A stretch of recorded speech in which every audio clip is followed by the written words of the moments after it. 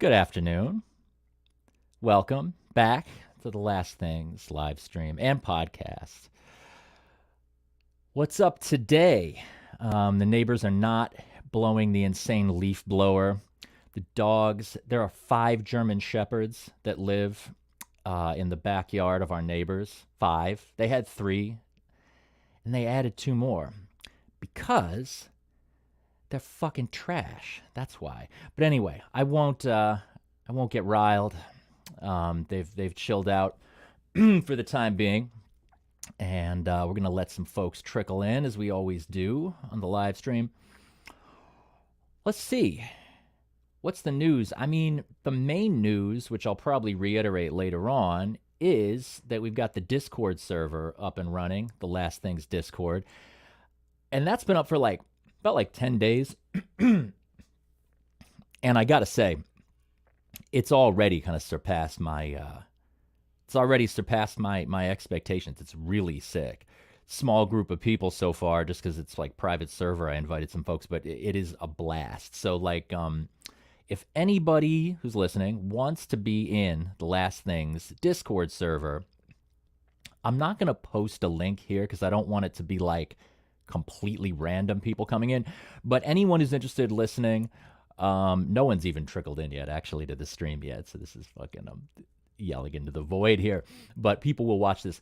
Find a way to contact me. You know how to track me down. Instagram, the website, the contact info, sort of Facebook, definitely Twitter. Twitter is probably the best, or Instagram.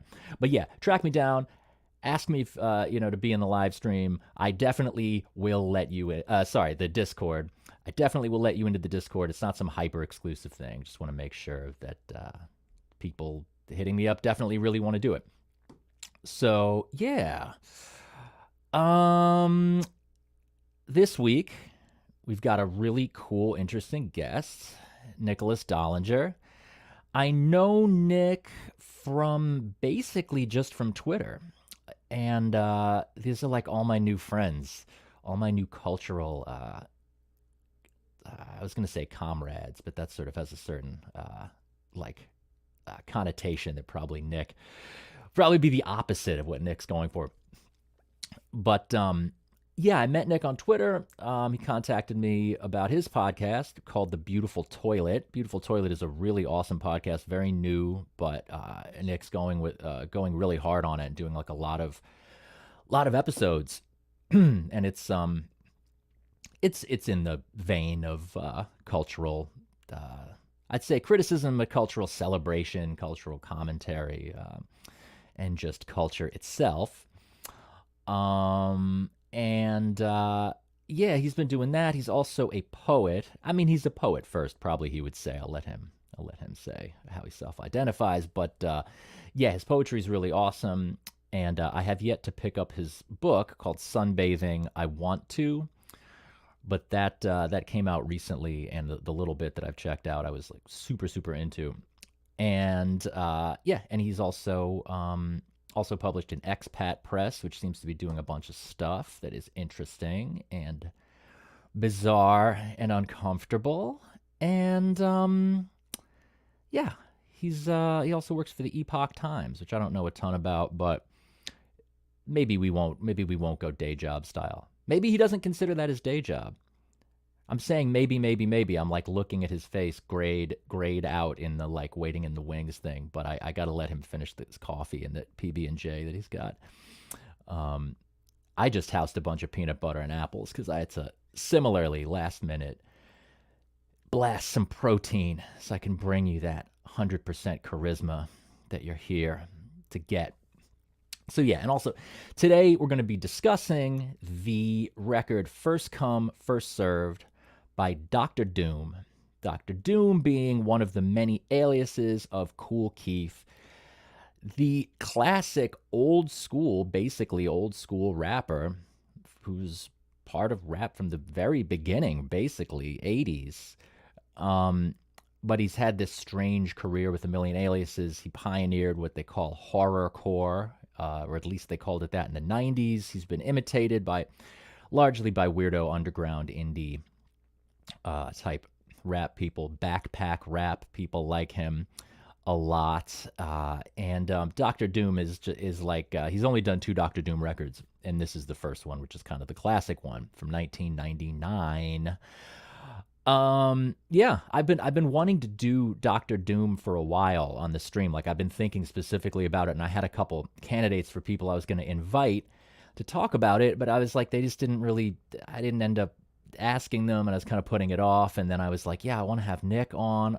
I hit up Nick about being on. He was like, here's a list of stuff I've been listening to, and Doctor Doom was on it. And I was like, man, I did not expect that I would be doing the Doctor Doom episode with Nick Dollinger, but it makes a lot of sense in a way because Nick is a poet and a general man of letters.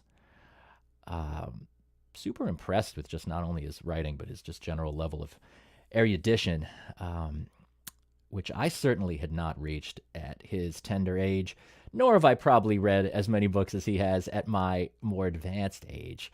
But we've both read enough to tackle Doctor Doom in the context of placing it within or in relation to a literary canon.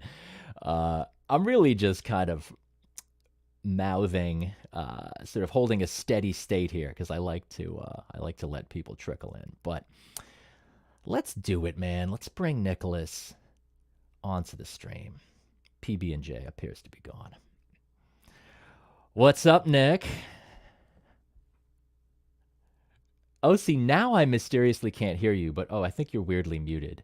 Yeah, there I am. I muted myself. Yeah, I wasn't There sure you if are. you could hear me throughout that intro or not, so I just muted myself on principle Nice. of caution. Okay. But yeah, You thanks so much for having me and for hyping me up so much as well. That was really flattering. Um, yeah. and Yeah. it was actually I got the St. Patrick's Day special from a deli around the neighborhood in Bay Ridge. I got it's like corned beef and mustard and Oh, rye tight. bread, Irish soda bread, whatever. Oh, So tight, man. Is it St. Patrick's Day today? I don't know if it is today, but like this is like a very like Bay Ridge vibe, you know. Yeah, I always think of Bay Ridge as being super Italian. Is it also Irish?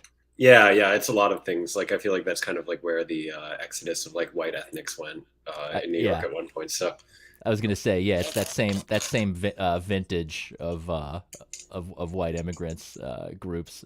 Yeah, yeah, yeah, for like sure. hard hat white people. Yeah, I don't know that neighborhood very well, but yeah, I looked at some apartments there a while ago. Mhm. That's cool. It seems very cool to Well, me. I just recently moved to Bensonhurst. I had to come back to my sublet in Bay Ridge today to because I have Wi-Fi here. Yeah, So and yeah, my subleaser is getting back on Monday. So right on, right on. Bensonhurst also have not hung. Yeah, I haven't hung much in Bensonhurst. An old friend of mine from college grew up in Bensonhurst. Well, she grew up in the Soviet Union and then moved to Bensonhurst when she was like 12. And this bitch is tough, man. She's no joke, like uh Russian lady. But yeah, I don't know, Bensonhurst. Yeah, all that South Brooklyn stuff, man. Sunset oh, I Park. love it. We hung in Sunset Park, which is also cool when we hung out Yeah. in real life. Yeah. Mhm. I'm very loyal to the Southern Brooklyn. I think that it's I don't know. I feel like it's kind of like underrated in terms of just how uh, livable and like pleasant it is. And I go to Yeah, the beach all the time, so I wanted to be close to the beach. So that's right. Yeah. That was. You ever see Brighton Beach Memoirs? You ever see that movie? no, Matthew no, what's that? Broderick. Also, you don't It's mind not. if I drink my coffee throughout the stream, do you? No, it's all good, man. Okay, I Just wasn't sure, but yeah. It's no problem vibe wise. Let's hear that. Yeah, that's within the realm of. That's okay, not cool. that's not too slurpy. That's all good. Whatever. Brighton Beach Memoirs is not an amazing movie, but it's about Brighton Uh-huh. Beach. Anyway, but word, man. How long have you been in New York? I forget. Probably about 4 years now. I moved here in like fall of 2017, so Right. yeah, a little over four. That's when things started heating up, man. 2017. Yeah, yeah, like culturally, you mean? Yeah, it just feels like this kind of just one of these like markers. I feel like 2017 was one, and then 2014 kind of felt like one, sort of. Mhm. Yeah, I was in Italy in like 2016 to 2017 before coming here, and it was weird. It was like kind of like it felt very insulated from like American culture war stuff, and I mean the 2016 presidential election was happening at the time. I was in Italy for that, so that was but yeah, everything was kind of like just like a little bit like what's the word? Just kind of like removed a little bit. There was like this detachment. So Yeah, yeah. I mean, yeah. It seems like I don't in America, it's easy to project, like assume that everyone's like on the totally the same page with what's going on, various cultural upheavals, right? I mean, it's like politically there is some common ground across the globe, but it's like right in Italy or France, they're not necessarily like caught up in exactly the same patterns of internet shit, right? I mean, it's yeah, yeah, yeah, yeah. There's some features of it that I think are like distinctly American, but yeah, yeah, yeah. Which I kind of we don't have to go into like some crazy biography stuff, but I forget, man. Like yeah, you didn't and not NYU. Where did yeah, I was NYU. you are NYU? Yeah, yeah, yeah. That's what I thought. Yeah, yeah, yeah. Cool, cool, cool. Yeah, man. Yeah, and you're from Central PA, right? Right. Well, Or South Central PA. Yeah, South like Central PA. about an hour north of Baltimore, for what it's worth. Yeah, that means something, right? Sort of, some kind of. But yeah, man. Like, would you? So, if we're doing the self intro, now that I gave you the intro, I gave you the me intro. Did I was mean, I right to call you a poet first? Would you be poet before anything else? Or? I mean, I've never really like ranked like my kind of creative endeavors. I don't know, because you say like you're a musician first, like that's like your vocation. Whereas I'm very like breadth over depth kind of person. Some might say a dilettante. Um, and so I guess the you know the I don't really like feel like fiercely patriotic for any one medium or another. I would say that honestly, Yeah. like my primary creative outlet right now is probably the podcast. But yeah, I mean, I would say like writer generally like is probably like a good enough like umbrella description, right? Because Mm-hmm. that encompasses my day job, as you said, and whatever essayistic or work or like columns that I've worked on, Yeah. and poetry as well. And my ideal is like I'm obsessed with like novels. Like that's actually what I read mostly. Like I really like prose fiction, but I can't do it. Like that is a skill that's like totally like out of reach for me almost. You So sure? I mean, it feels like it. Like I really like am just like in awe of like when I see a novel, like how everything comes together cohesively. And I think I could never do that. And like, I think, I mean, like most of my poetry, most of my essays, like they have like a very like narrative type of bent, but like it's a very like impressionistic type of narrative, right? So I think that like sustained narratives are difficult for me, and it's also difficult for me to write outside in a voice that's not my own. So that's a liability as Yeah. far as dialogue is concerned. But Right, right. No, I feel that. I could see that. Yeah. Thing is though, man, it's like you're super young. I mean, you could start doing something totally different like now. And that could be like your thing, you know what I mean? But yeah, I that's was true. I could cuz pick up the you mandolin or something. yeah, man. Go back to Italy. You cuz you yeah, like the podcast, like you had just I was on the second episode of your podcast, but you've been I like think it doing was like tons the or fifth or sixth, but yeah, but you fifth. were like one of the first ever, one of the first people to see Pretend. I think you were the first person that I didn't know personally to Oh, that's get fun. on the podcast, which is cool. And now I do know you personally, but like, yeah, that was really great. I think that that episode, I think very fondly of it in retrospect. And I was kind of in a phase at that time where I was like experimenting with being really aggressive and like abrasive with the editing and like noises and stuff. And I wanted to Yeah. like kind of like piss off the audience, but and I've kind of settled into a more naturalistic style now. But Yeah, yeah. Yeah, totally. Yeah, cuz I do remember pardon me. I remember in passing you were like you referred to the podcast as your art, like in passing. And I was like, "Ooh, this is interesting. It's this kind of like a new thing for people to the idea of like an art an art podcast, right? Like Hmm. podcast as art. Like I'd only really recently even heard that, and I love that. And I've even heard people refer to like posting as their work. I don't know if I've ever heard anyone uh, use art, but like I'm a posters. little skeptical of the latter. I guess like I don't know.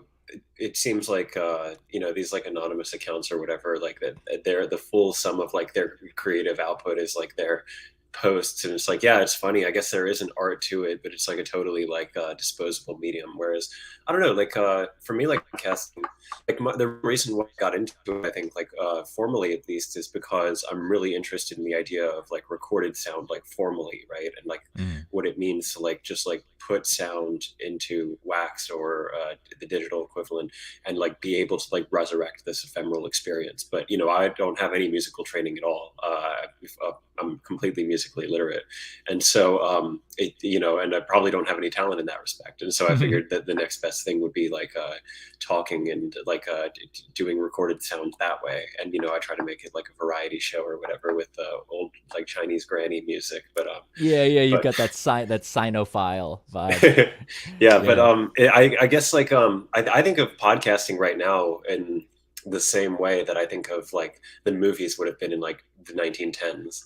And I think it's a really exciting time to be in the medium, because like so much uh, there's so much to do. There's like so much left to explore, and like the conventions of it as like an art form are still kind of taking shape, and so it feels like young, fresh, and vital.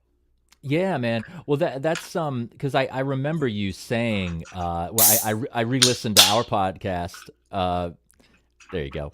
I re-listened to our podcast somewhat recently, and and I remember you when we were talking about rap actually, which is funny because I'm not a super like deep into rap really. I mean, there's certain artists and certain records that have been like really deep to me. Kool Keith, this record in particular, and like I know every word, and it's a bit, but in general, I'm not like a head. But I remember then you were saying that one of the things you like about rap is that it's a like primarily recorded medium, which I don't, maybe serious hip hop fans would disagree, but I related to what you were saying. I mean, just that it's very much about recording in the studio. So that seems to be a thing for you, right? Yeah. This crystallized thing, the resurrecting of the sound. Yeah, exactly. Like, and I really aspire to like this ideal where every medium is kind of fully realized as what it is, and like can only be that the expression can only be made in the medium that it is, right? And so, like creating like recorded sound that couldn't be done in like a live setting, for example. And I think that, I mean, like you can do live hip hop, right? They do, but and actually, like it was like existed for like 10 years before anyone even thought to record it, but as like a phenomenon in like the Bronx or whatever. But I just think that because of those formal qualities, that like the live performance is kind of inevitably going to come out a bit like someone doing karaoke to himself. Like Yeah. it's like I mean, there are like ways around that, right? Like there's like you can use like a live band, you can like circumvent it, and like but like it's much more naturally attuned to like recording studios, I would say, than Yeah, yeah, um, for sure. in the live setting. Most of the time that I see live rap or just videos of it, I am often not into how there's like way less nuance with how they spit. It's always like, more like Yeah. aggro yelling. They Yeah. have to like hype the crowd up, etc. The subtlety gets lost. Some of the best live rap stuff I saw recently a video of was like some Kendrick Lamar stuff, which like, I know that's pretty normie or whatever, but it was like Oh, him. I loved Damn, actually. Like Is it? that Yeah. album to me was like perfect. I thought it was conceptual. I think that it's kind of based, but Yeah, yeah. Maybe he is based. I don't know. He's definitely a I mean, I smart, think in talented like, guy. yeah, there's like a little bit of like he kind of leans into like Black Israelite like Hotep stuff in that album. So, but I don't know. I just really liked. I thought that there were like I had like a very emotional reaction to it when it came out. I care a little bit less probably for To Pimp a Butterfly, because it's like so like kind of like awards baity, I guess. Yeah, yeah, yeah. That was just like full on NPR'd out Yeah, like yeah, it was like NPR 2015. values, like and I like how like big and kind of chaotic, and like almost like um what's the word? There's like a lack of cohesion, but in a way that like it's like thematically cohesive, but it's all over the place, and it just feels like this sprawling, like messy statement. So I'm not even saying that I dislike it, but it just doesn't speak to me the way that later Kendrick Lamar does.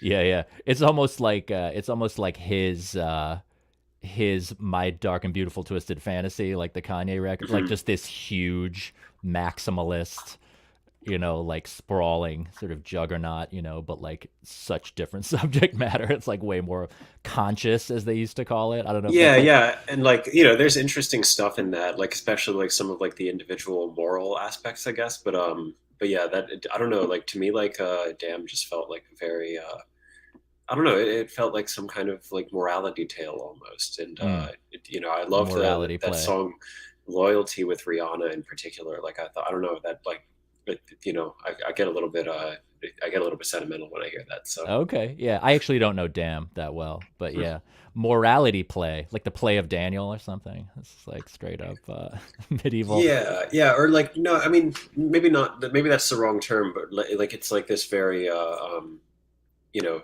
individual kind of moral um, analysis, or Hmm. I don't know. I'm like straining to come up with the words, but I think yeah, it's like about his like individual like moral conflicts. I think, and Yeah, yeah, yeah, yeah. No, there's definitely. I mean, he's not Cool Keith, that's for sure. that yeah, yeah, The moral. I mean, Keith is just like the mix of just unique personality, but then this sort of detached, this like absent vibe, like, or you were talking about this yeah, unsentimental. There just always feels like this arm's length, like it's always him, but there's this unemotional quality. Like it's yeah. just There's like, something like uncanny about him, like yeah, an uncanny valley with the speech kind of, yeah. or like, yeah. To me, it's see that's cool. You said uncanny because I'm thinking of like someone recently was talking about Danny McBride, like Eastbound and Down, and how he's a master of, they said, uncanny valley speech, where Hmm. it's like there'll just be these turns of phrase that are like deliberately funny to laugh with, but then also a little bit mentally ill to laugh, not at in a disrespectful way, but it's like the level of how self aware it is has like, there's this like tense thing where it's like deliberately weird and funny, but then there's also this like outsider art vibe Hmm. of not knowing how it's really coming across, I suppose. I don't know. Hmm. It's like that's very Keith. It's very Keith to me.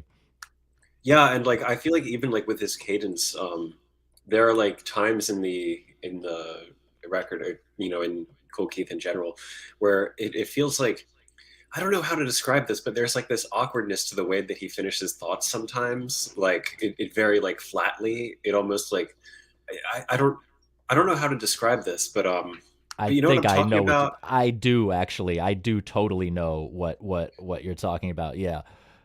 Like when Um he's saying, I think no chorus, he says something about like it'll be a huge disappointment when I rub your ass with a verbal ointment. And ointment. like the way that it comes out, like it just sounds like very like stiff and like I don't know how to describe it, but yeah. But I think that that's like a stylistic choice.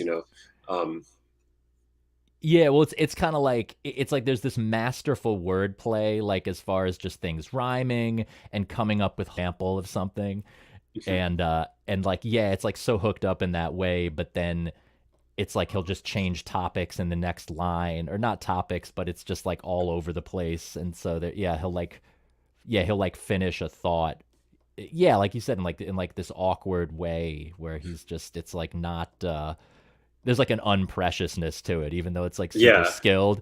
It doesn't have that like, ooh, look at how smart. Look at, I just told, mic drop. Like there's none of that like, you know, mic drop shit. It's just like turning on the faucet and just like, it's just like coming at you. yeah. I guess it's almost like because he has like a pretty monotone voice, I would say, and like not like a lot of like pitch variation in the verses, and then like also kind of like a staccato type of like rhythm to like the way he speaks. And it feels like very like I want to say like autistic, like like that there's something like kind of like about it, like Well, that might be like a Puerto Rican vibe, man. I mean, this is now I'm like talking out of school because like what do I really no, know? that But makes it's sense like, though. That but I it's get exactly what you're I don't talking know, about Puerto though. Rican Spanish. I don't know. It's got a little typewriter vibe to it, you know, Yeah, yeah. like the Huh. staccato, the Is he Puerto staccato. Rican? Oh, half Puerto Rican, yeah, half Puerto Oh, okay, Rican, I half actually black. didn't know his ethnic background, but Yeah, yeah. I mean, he's not really. He doesn't really lean into mhm, Latinxness, mhm. but he yeah, he's like kind of. But he yeah, actually, sometimes when he talks about Puerto Rican chicks, it's like he makes it sound like they're not him, like you know, sort of like you Yeah. know. But but I gotta say, man, I talking about live rap. When I saw Kool Keith live, it was one of the worst things I've ever fucking paid money for, Oh man. yeah. It was I mean, it was so bad that it's you know what, it was so bad that I'm actually in a way glad that I What year saw was it. this? This would have been like maybe late tens. This probably was like 2009 or something. Yeah, not Hmm. late tens, late aughts. So he wasn't touring on a record that I really even knew because he just it's like I kind of fell out. I kind of fell off with his stuff around like Lost Masters, Diesel Truckers. That's a ridiculous concept album, Diesel Truckers. Oh yeah, But I he, haven't listened to that, but it's yeah, the persona is just that him and Cutmaster Kurt are just truckers. So the whole thing is just about 18 wheelers and tailgating wait, that's people. And incredible. As soon as we finish this, I'm gonna go listen to that. oh, dude, it's so uneven. Like it's really it's the weirdest conceit for a record because you know how he has that outer space vibe, but then also part of his vibe is like I'm a regular guy, I'm unpretentious, I'm not materialistic, I'm blue collar, like Yeah, normal, you yeah. know. I'm not fancy, but I'm not like hood and tough. I'm Uh, like a regular man. He like is leaning into that so hard where he's just like we're delivering the goods on time. Like it's so weird. But anyway, when I saw him yeah, when I saw him live, dude, it was like he gets up on stage and you want to talk about karaoke, it wasn't just that he was rapping along with the backing tracks of his shit. He was rapping along to the record. So he Wait, was they just rapping like played it, and he yeah, like was like rapping along to it as though like you and your friends are yeah, listening to it in the car, like yeah, yeah. He was you know. rapping along to Watch his out own for the voice. forbidden word. You don't want to say that when you do that. Yeah, yeah, yeah, yeah. You could hear his voice, and he was rapping over his own voice. It was ridiculous, and then you know, and the music was all low, so you couldn't really hear that. And then he opens with like a medley of like five of his big songs, and then he starts to like he he starts to sell merch from the stage. Like he was like, who wants a T-shirt, front row, and literally people handing him $20 bills. That's so lazy. I feel like that's like so lazy. It's almost like sublime. Like, No, it really was. I mean, and that's one of these things. I'm like, is that some weird outsider art performance? uh, You know, or is he? I mean, is it you know what I mean? Is it like mentally ill, or is it just like, yeah, this is you know, I'm deep. This is the crazy art piece that you came to see, man. It was I don't know. so I mean, I fucking feel weird. like maybe it's like he may not even know why it's so good. Like Yeah, why yeah. it's so brilliant. Like I feel like he's like a very intuitive thinker, and so um like a lot of times like great artists like they don't actually know the reason why they're good, and Right, right, right, right, right, and right. and so like that's I don't know, that's really something to prepare for that. I'll just see if he's performing anytime soon because that sounds like incredible. I would go. I would go. But it's almost like, yeah, are we getting at the point that all great artists are to some extent outsider artists because even the most self-conscious or mannered or deliberate among us, like maybe what makes any art good is this certain cringe vibe of like you don't know what you're really how you're coming off, you know? Like you think Mhm. you're doing one thing and it's like a little bit uncanny valley style. Yeah, I mean, Yeah. people generally like, there's like a little bit of cynicism about like that kind of appreciation of things, but like, I don't know, to me, it's very sincere. Like, I just think like The Room, for example, it's like a good movie. Like, it's just like literally, like, it may not be good Which for one? The Room. Oh yeah, haven't seen it. Yeah. Oh, we'll talk about uncanny. Like, it's just like this, like, totally like mind bending, like, kind of like world like paradigm like shift that you enter into every time you watch it, and it's so surreal and like, um, and people like will just act like it's bad because the guy who made it is weird and probably intended to make something different. But I don't have that, that level of cynicism about it. Okay. Yeah, yeah, yeah. Yeah, I don't know, man. I fall behind on movies, that's for sure, man. But like, let's get into the actual record. First come, first serve. Mhm. You go first. How did you get into this record? Like, what's your like intro point, and where does it sit in your life? Kind of like, how did it find your way? How did it find its Mhm. way into your life? I'm not sure Mm. exactly how I first got into Kool Keith, to tell you the truth. I mean, there was like a time like later in high school and like earlier in college when I was like seeking out like the most like kind of like bizarre like outsider rap stuff like Cloud Dead and Little Ugly Mane and Viper and so Yeah. it seemed like it like weirdly like pardon very natural and Divine Styler too. Are you into him? I don't even know Divine. I haven't even heard Oh, of him. I mean, he was Viper, I know. on what's it called? He was like friends with the guy who did the Cop Killer song. Oh, Ice Not T. You're not talking about. not John Mal. Yeah, yeah, Ice T and Ice T Not got John him. Mouse, dude. This is. You want to talk about the whitest podcast ever? You're like cop killer. Not John Mouse though. The other guy. Like this is The just. whitest podcast ever. Yeah, yeah. This is like, That anyways. but he Divine Styler is really interesting because he was friends with Ice-T, and so he got on like a major label and had this huge album called Autumns of Light something something. It's like one of those like long like hippie titles, and he's like this like psychedelic Muslim rapper who like all of his songs are about his devout belief in like Allah and like Yeah. and yeah, he really only had like one good album, but it's just an anomaly. Yeah, so I was seeking out stuff like that at a certain time, and Kool Keith seemed to fit very naturally. I might have found out about him. I think I might have first heard about him from that online quiz. You know that game that's like James Joyce or Kool Keith lyric? No, but that makes so much sense. That makes so much sense. That's Yeah, how you yeah, it heard of like him, sends really? you like I don't know. I think that I first crossed paths with that when I was like very young, and then I didn't know who Kool Keith was, but I was impressed. I'm like, wait, who's this like surreal rapper that writes lines that could be mistaken at a glance for James Joyce? And I think there are two versions of it actually. I think they made like this game twice, and it sends you like an excerpt from a Kool Keith song or an excerpt from Finnegan's Wake or Ulysses, Yeah. and then you have to guess which is which. And it's not that like I feel like if you're familiar with both a little bit, like it's kind of easy to pick up on, but there are some Right. curveballs for sure. Yeah, I mean, I always think of the word implosion, like it's just all of this stuff just imploded together, into these maximalist lines that Mhm. just like curve, they just like sort of zigzag through like a million different uh images. It's just like this onslaught of images that I get from Keith. Like it's weird, like you're talking about like this weirdo rapper that what was his name again? Divine Styler, yeah, he's like a Muslim Divine rapper, Style. but This vibe of like Ice-T would be friends with him. Like it seems like I'm always amused how it's like, even though there's this huge, or it seems like there's a huge gap between like mainstream rap and like underground, quote unquote, or indie type rap. It's like, or what they used to call backpack rap or whatever. Even though yeah. there's like this gulf, it's interesting how like Kool Keith, he's so like OG as a just deep pioneer of hip hop that like all of the biggest rappers actually know him. Like they know who he is. Like Hmm.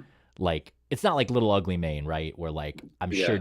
I'm sure Jay-Z does not know. Well, he might, I guess. But like I would bet he would be like, what is that? Like, you know what I Uh-huh. mean? Whereas like Kool Keith, I bet you anything Jay-Z knows who Kool Keith is and Well, probably one respects figures that him, they would have been part of the same scene. I mean, I don't know how, if they ran like the same circles in the New York scene, but they would have been in the same city, and like it seems like hip hop at the time was like a pretty small world.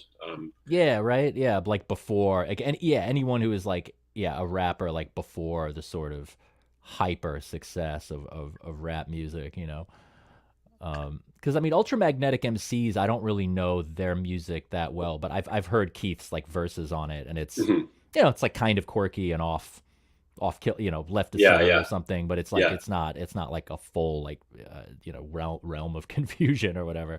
Right, right. I mean, I just remember, I think MC Search on Vlad TV was saying like he went to a high school, right? And he heard like he was really into hip hop and he went to like an art school or whatever, commuting like from the Rockaways to like Manhattan, I think. Yeah, And he probably LaGuardia. saw these guys like do like acting out this skit from a rap album at like the lunch table or whatever. Yeah, I think it was LaGuardia, and he's just like, oh, you guys know, so and so group, and they're like, we are so and so group, Oh and shit! Yeah, yeah, yeah, yeah, yeah. Yeah, so that's awesome. That's so. It's yeah, because rappers come up so young. yeah. But I mean, Keith had, as a solo artist, he didn't really get big until like Doctor Octagon. He's like Mhm. 35 by that point. Um, but yeah, people introduced me to Kool Keith as this kind of novelty. Like, look at how crazy this guy is. Sex style. Sex Yeah, style was the yeah. first record, and it's like, see, this is some stuff. Like, I know it's a little cringe to like check whiteness or whatever, but sometimes I do feel like, I'm like not. I feel sometimes a little like dorky or something about the fact that I'm like not a real rap guy, and Uh-huh. yet and the rap that I love, it's almost like maybe I love it for reasons that are like different than what real rap like, you know what I mean? Like Hmm. like like I only am into like Keith and like the more obscure Wu-Tang, Uh-huh. Wu-Tang Forever. Like just stuff that's like it's totally real, but it's like I don't listen to like I don't know. Well, that's why I was Kendrick surprised or when when you suggested this out of my list, because you it said on my podcast that hip hop, like, you have respect for it, but that's not really where you live, I think was your word. That's not like your typical trampling ground. So I guess I don't know, like, what was it that drew you to Dr. Doom in particular, in the Kool Keith discography? um well, one aspect is just simply like rhythmically, just on the level of just that actually might not be the main thing that drew me to it, but I mean something that has made it last for me so hard is just on the level like his flow. I mean, it's the complexity of it, because here's Anna Katz in the chat. The This is the thing, I say I'm not a big rap fan, or like I'm not deep on rap, but I am a very deep jazz fan, and actually a jazz musician. I mean, I don't like play jazz as part of my Hmm. body of work or anything, but like, I'm Hmm. like I'm up in that realm. Um, and his rhythmic vibe. Some of the tracks he's way more square, but like no chorus, Hmm. and then some of those similar tracks later in the record. I mean, if you just took those rhythms and just transcribed it like on a drum kit, Hmm. you know what I'm saying? Like actually just what he's rapping, take the words away and just do it. Like you could give that to any like jazz drummer and be like, transcribe this, and they would be like, I Yeah, mean, yeah. you say, I know you say you're musically illiterate, but I doubt I bet you that you understand what I'm Yeah, talking yeah, about. I think I get exactly what you're saying. Like stuff. You know what it is? Okay, stuff landing over the bar line. Stuff not like sometimes landing a cadence or a line right on the beat, being Mhm. completely off beat, and then boom, you're on the beat, and then sometimes being like straying from the pulse a little bit and landing right over the bar line.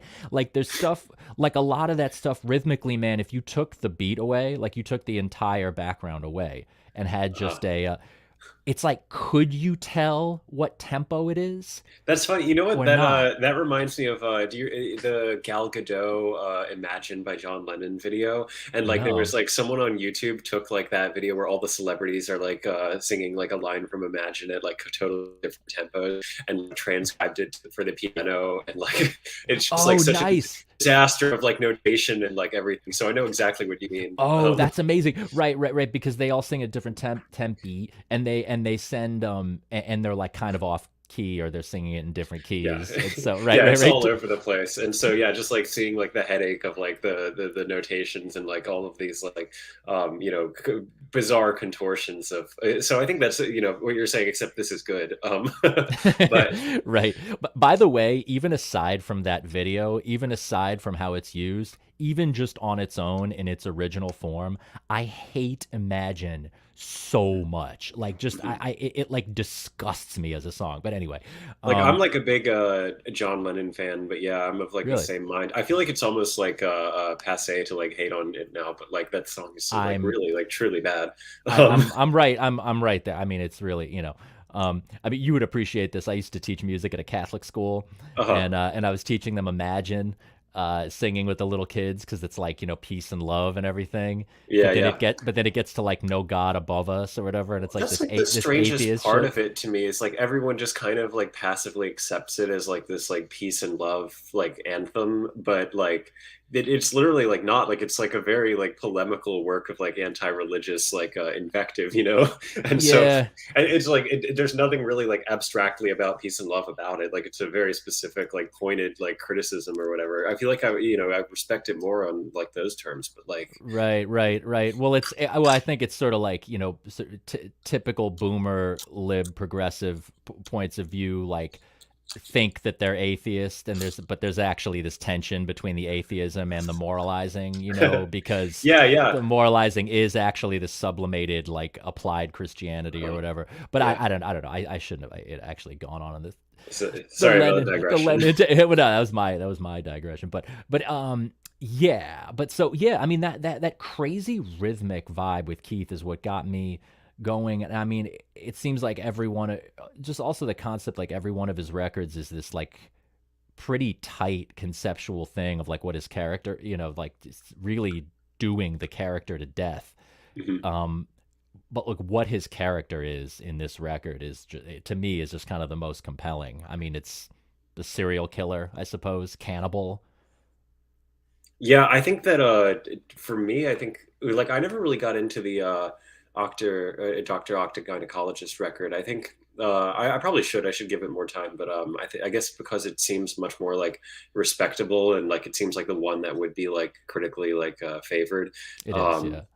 and I really like some parts of Sex Style, but like I feel like it's just like overwhelming, like to listen to all the way through. I mean, so is this to some extent. Like, it almost can feel like too much of a good thing. But Yeah, it's too long. It's definitely the record is too long, even no matter how great it is. but yeah, like the I guess like for me, I think this is for me the canonical Kool Keith album, even though it's like not what I normally go for at all. Like it's not sentimental. It's just like very like gross and like hard and dark and depraved. But I think it's because it's about like it feels like the most like quintessentially like New York in particular, like, and it Mm, takes me back to like I would listen to this a lot in my first studio apartment, as they called it, which was a 7 by 8 foot room with with like I would just like look out from my bed and see like 30 roaches at one time, and so like it was really gross. And that's why I don't even hate rats now. Like I actually feel happy when I see a rat because I'm just like, thank God it's not the roaches again. yeah, I And don't know so what it is about roaches that they creep me out in a way that like spiders, snakes, all that stuff don't. And it's and yet they viscerally freak me out still, but they also crack me up across the board. Like roaches are just inherently funny to me, and so it's just that cover with the huge roach putting his Oh yeah, hand yeah, on Kool Keith's shoulder is like I laugh out loud at that almost every time I see it. I mean, it's yeah, yeah, really it's like, and I mean that's funny, deliberately funny. I mean, he's yeah. aware that's not some accidental wacky shit. I Right, mean, right. he is like that is funny as fuck. Yeah, I mean, it's Um, like his lines. Like it has like that same kind of quality of like the humor is like similar, I think, to like his verses. yeah. But yeah, I guess like what revealed itself to me listening to this again in preparation for the podcast is that this feels like it it's kind of like an album about having an apartment in New York.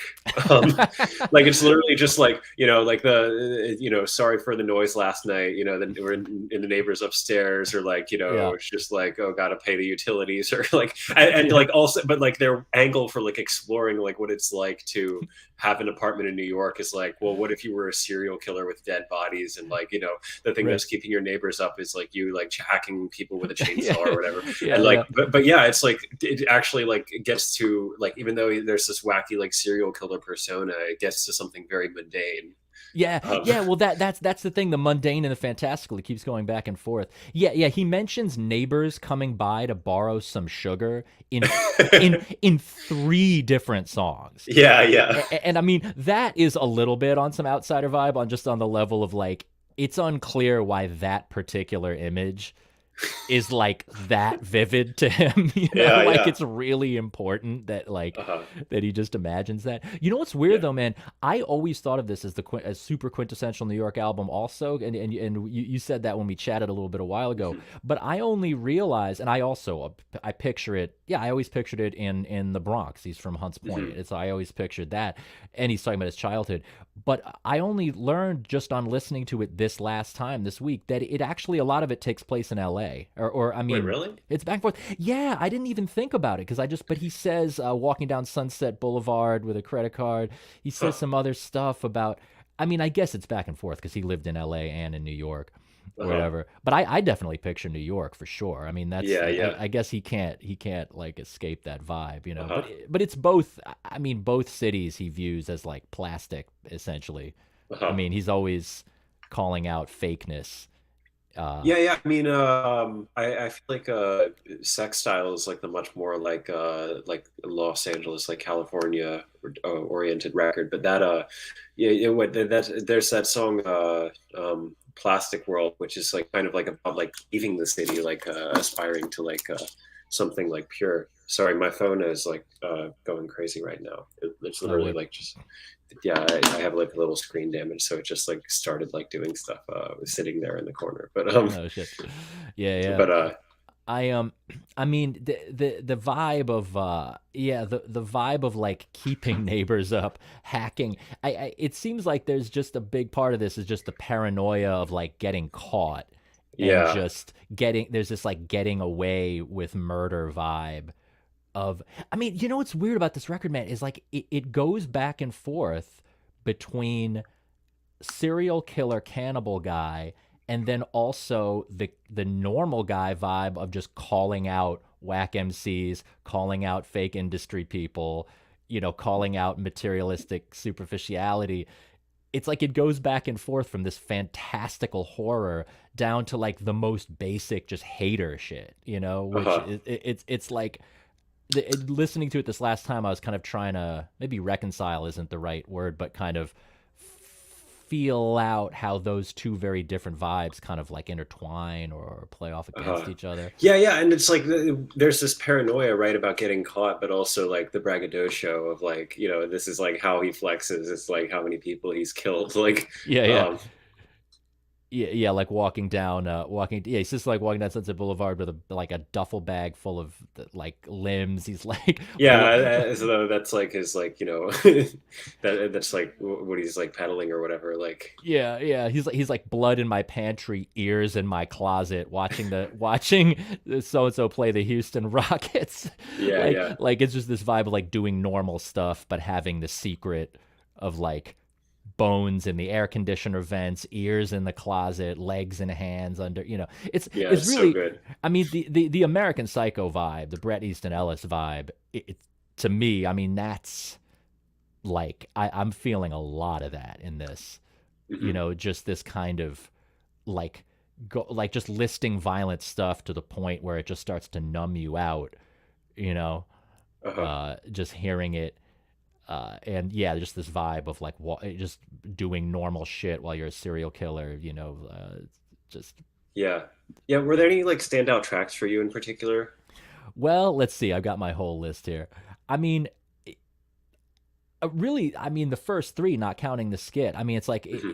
I mean, No Chorus is one of my favorite tracks of his ever, but Uh-huh. weirdly, it's the one he isn't doing Doctor Doom on it. I mean, he isn't doing all the Yeah. violence at all. It's very much normal guy. Well, The I first, didn't realize like how skeletal it was until like consciously listening to it for this, that it's literally just like one verse and then he like rants a little at the end. Like, and that's like yeah, it's just like a such a powerful opening shot. Like I know this song is called No Chorus and like you get that it has no chorus, but it literally like has no structure at all. It's like yeah, just the verse. It's like yeah. really Well, yeah, long, like intense like verse.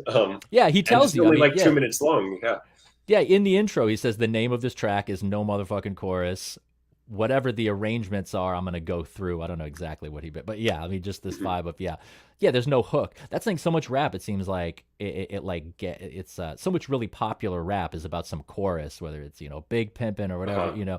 these like or Chief Keef, like whatever. Yeah, That's yeah. that's that shit I don't like. These things that you can at the lunch table at school, you can like say it or like Yeah, it's a yeah. like a slogan or whatever, but with this yeah, it's just like this rhythmically Well, I think avant-garde like Anthony Braxton level staccato yeah, yeah. phrasing of just like starting off an album with what the fuck was in your mind when you rapped on that track What is possessed you to do that? Yeah. who possessed you to do that's one of the funniest that like that is I just know. so fucking funny to me. It's so good. Like it's just he's like exasperated at how whack people are, like he Uh-huh. just can't believe what I mean, okay. What do you think about this, man? What do you think Uh-huh. about this? It's not exactly a theory, but I'm trying to tie things together. Hmm. I have this feeling that like him getting away with all the murder and the violence, it's like the whack MCs getting away with just sucking and just the lies of like the music industry, Interesting. and like because it's always like this thing of like faking, it's like people are like so much of his calling out bullshit, so much of it is like you pretend that you're rich, but you really rented the car. Mhm. You pretend that you're beautiful, but really your stomach's tucked in or whatever. Hmm. There's always like this kind of thing. Like, tell your corny fans who believe that shit, lick the back of my ass quick. It's like, I don't know. Like, I wonder Maybe if this, I wonder, and maybe I'm overthinking it, but like if there's like some kind of like critique of like the depravity of the music industry implicit and like the reason why there's like these serial killer personas is that, oh, it's yeah. like meant to like expose like the ugliness of that whole system. Yeah, no, definitely, man, definitely. And look, I've been trying to not use the word capitalism in this facile way that everyone Sure, does, yeah, yeah. but it is this. I mean, there is he calls out materialism and then all this violent murdering shit. I mean, it does bring me back to that American Psycho, Bret Easton Ellis. It's just like the rapacious nature of just capital. Itself, just this like amoral, just liquidating of all morality. It's like in the music industry and yeah, and just with this like fucking murder. Uh-huh. Uh, so yeah, I Yeah. mean, just yeah, it's like standout tracks. It starts out with no chorus, right? It's just like not Hmm. at all about this violent shit, and then you get Apartment 223 and Neighbors Next Door, which are kind of like the hardest. That it seems like those are the ones where he's going the hardest on just the horror core, like Yeah, yeah. just the persona. Is that what's Uh-huh. yeah, I mean, what is he like?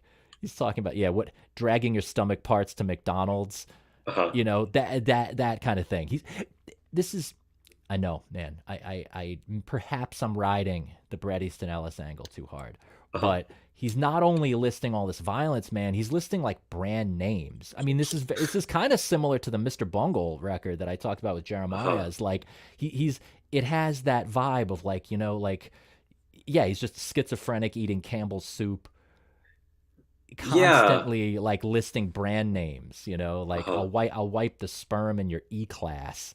Like it's always like this violent, disgusting, depraved, violent sexual stuff, and then yeah, like brands and like I'm gonna go out to Tower Records and get a pizza, like just these Mhm. bizarre. I don't know, like those are. I think those two tracks in the beginning are my favorite because it's like that.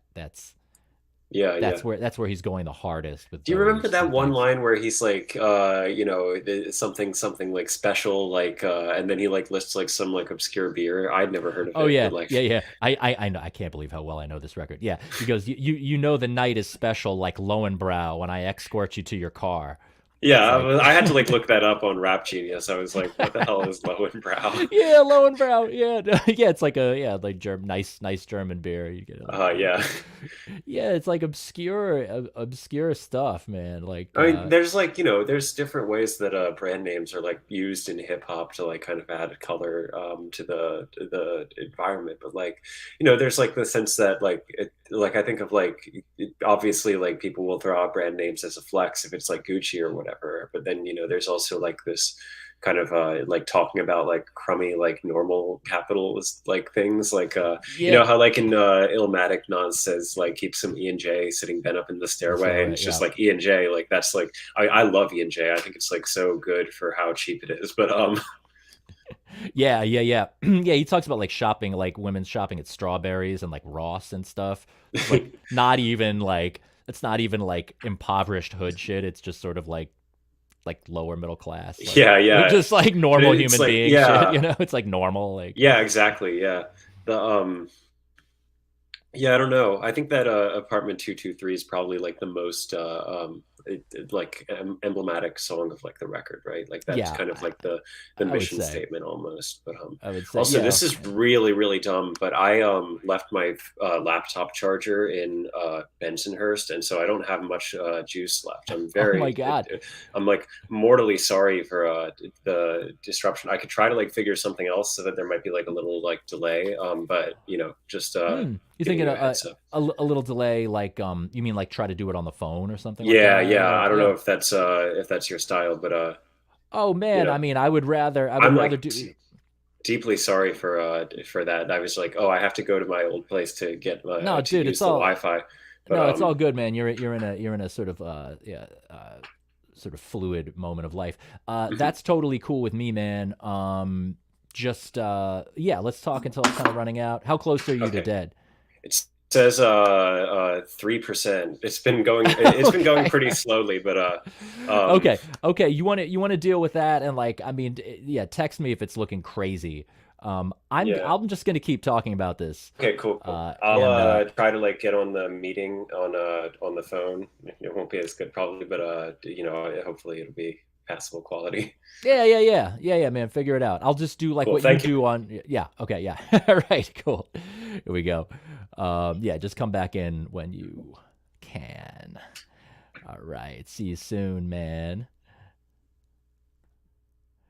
All right. Nick probably will figure out a way to come back. I've got so much to say on this that I probably will have no problem holding your attention, and I'll probably say a bunch of stuff that then Nick will be able to weigh in on, in a second. Um, I well, to oh look, there he is, man. There he is. Okay, this is weird, but 1 second. Yeah, of course the camera's way better because that's weirdly the way the world works. Oh wait, that's actually, yeah, that's like much more flattering. But Yeah, yeah, the whole thing. It's like I know these cameras are way better. I actually have it pulled up on the laptop. The James Joyce or Kool Keith, the very first one. You will learn Christian, no Hebrew. On the balcony, I see Yeah, I you. see The you. devil's coffin with the With corpse, corpse, of of course. course. Yeah. Oh, I Yeah. didn't know you were a Finnegan's Wake fan. No, no. Yeah, right. Yeah, no, exactly. I've read Ulysses. I never read Finnegan's Wake. Oh, should I do it upright actually, like this? Yeah, that works. Okay. Yeah, it's funny. I never read Finnegan's Wake. I read Ulysses in high school, and I'm sure I didn't absorb, most of what it's about. But that was definitely reading Ulysses in high school was definitely a moment of where my self image ratcheted up a notch of pretentiousness. That was definitely a moment where I'm like, I'm smart, man. I check out high level smart shit. Like, like just like that asshole point of view. Like, I think actually I'm reminded of like there was a think piece I read years and years ago, and it was when liturgy first came out, and they were saying that like this whole like trend like white metal or like transcendental black metal or whatever, that it was like really pretentious, but that was a good thing. yeah, yeah, yeah, yeah. I And think, like yeah, I get it because it's like it just means like you're aspiring to like something, and that you're risking something almost. So I think that pretentiousness is okay, like not like snobbishness, right? People confuse that, they conflate these two, but like yes, just like a little baseline of pretentiousness, like it's good. yeah, yeah. It's like grand vision, ambition. Yeah, what's the difference between ambitious and pretentious? Because it's Right, like exactly, yeah. it's kind of when I think of pretentious, I think of trying like claiming that you are something that you aren't on some Right, essential level, which Kool Keith would call out, right? right. But it's like if you're aspiring to be something better than what you are, there's always going to be that one notch of faking And it it's like till you you have to make like it. get into being like Yeah, yeah, yeah, exactly. You got to will it. That's the thing. I mean, well, the funny thing, whatever. We don't need to go on a whole thing of jocking Hunter, but I think people I think it's a big own to everyone calling her pretentious, that the fact that she's like actually just super well read, it's Yeah, I completely think that's backed up. like one of Like, your videos. You're just like, no, that's just how philosophy sounds. Like, yes, no, exactly. No, that's I don't even know if we said this before. I've thought that. It's just like, oh, like how dare you talk to me as though you know everything. I'm like, that's a genre of, or not genre, it's a discipline. It's an ancient, yeah. yeah, it's like you hear like all these words and like, like I get it. Like there's like this annoyance with just like, just like the flurry of like big words. Like, but yeah, that's like actually like the content. Like, it's not like all like smoke and mirrors. Yeah, no, totally. Um but yeah, like yeah, I don't like I mean, something that I'm really with this record, just the I've been saying it, just the in and out of the weird, or the in and out of this insane persona versus the regular guy calling out bullshit. It's like I mean, do you like those other tracks? Like, are you equally into these like I run rap, like That's from Sextile, right? no, that's on this. Like, I run rap, tell MCs Oh wait, you're right. to watch Sorry. their Yeah, back. yeah. I don't know how Yeah. I got that confused, but yeah, for me, I think the major standout. I don't know if anyone else would agree with me on this, but I really like Housing Authority. I knew you were gonna say that. I do. Uh, Yeah. Oh, sorry. Go ahead. is that like a favorite or like I don't know? I feel like I'm like the only person that really likes Motion Man. Like Ocean Man's guest verses on Kool Keith songs, like it just gets stuck in my head. I feel like after I listen to this, like I just keep hearing in my head, in the back of my head, like feeling like Scooby with Velma Daphne laughing at me, like Yeah. Yes. Yeah. earworm. And then like I also I don't know, like he just like has like such a good vibe. I can't describe it. And also he has a really good verse on one of my favorite Kool Keith song from the Masters of Illusion albums, the Bay Bridge Bronx Bridge, which is like kind of like a throwback to like like 80s rap or whatever. But it's just so Interesting. much fun. Yeah. I don't know that record. I didn't know Motion Man was like an ongoing collaborator of Keith's. I think he has a solo album. I don't think it's memorable. I think that Kool Keith probably brings out something special in it, but I don't know. I just like love like the way that he raps on this. Uh, Yeah. No, he has an amazing voice. Just the timbre, or just the way he's using it, the cadence. I mean, just the cadence that he has is like. I mean, it is kind of different than Keith. yeah, It's not like intense. such a like a visionary like Kool Keith, but I really feel like his appearances give something special. Um, Yeah. It's virtuosic and slick. Whereas like Jackie Jasper, I have mixed feelings about, because it's like I love his voice, but I feel like he's kind of forced. There's this forced thing where he's like, I'm gonna be yeah. as surreal and as violent as Keith, but like it I have has to say, this. I really maybe my favorite line on the whole album is like when Jackie Jasper is bragging about having like butt plugs and penises. Like, wait, this is like such a weird flex. This is like that moment when like your flex like inadvertently turns kind of gay. Right. So Right. No, totally. Yeah.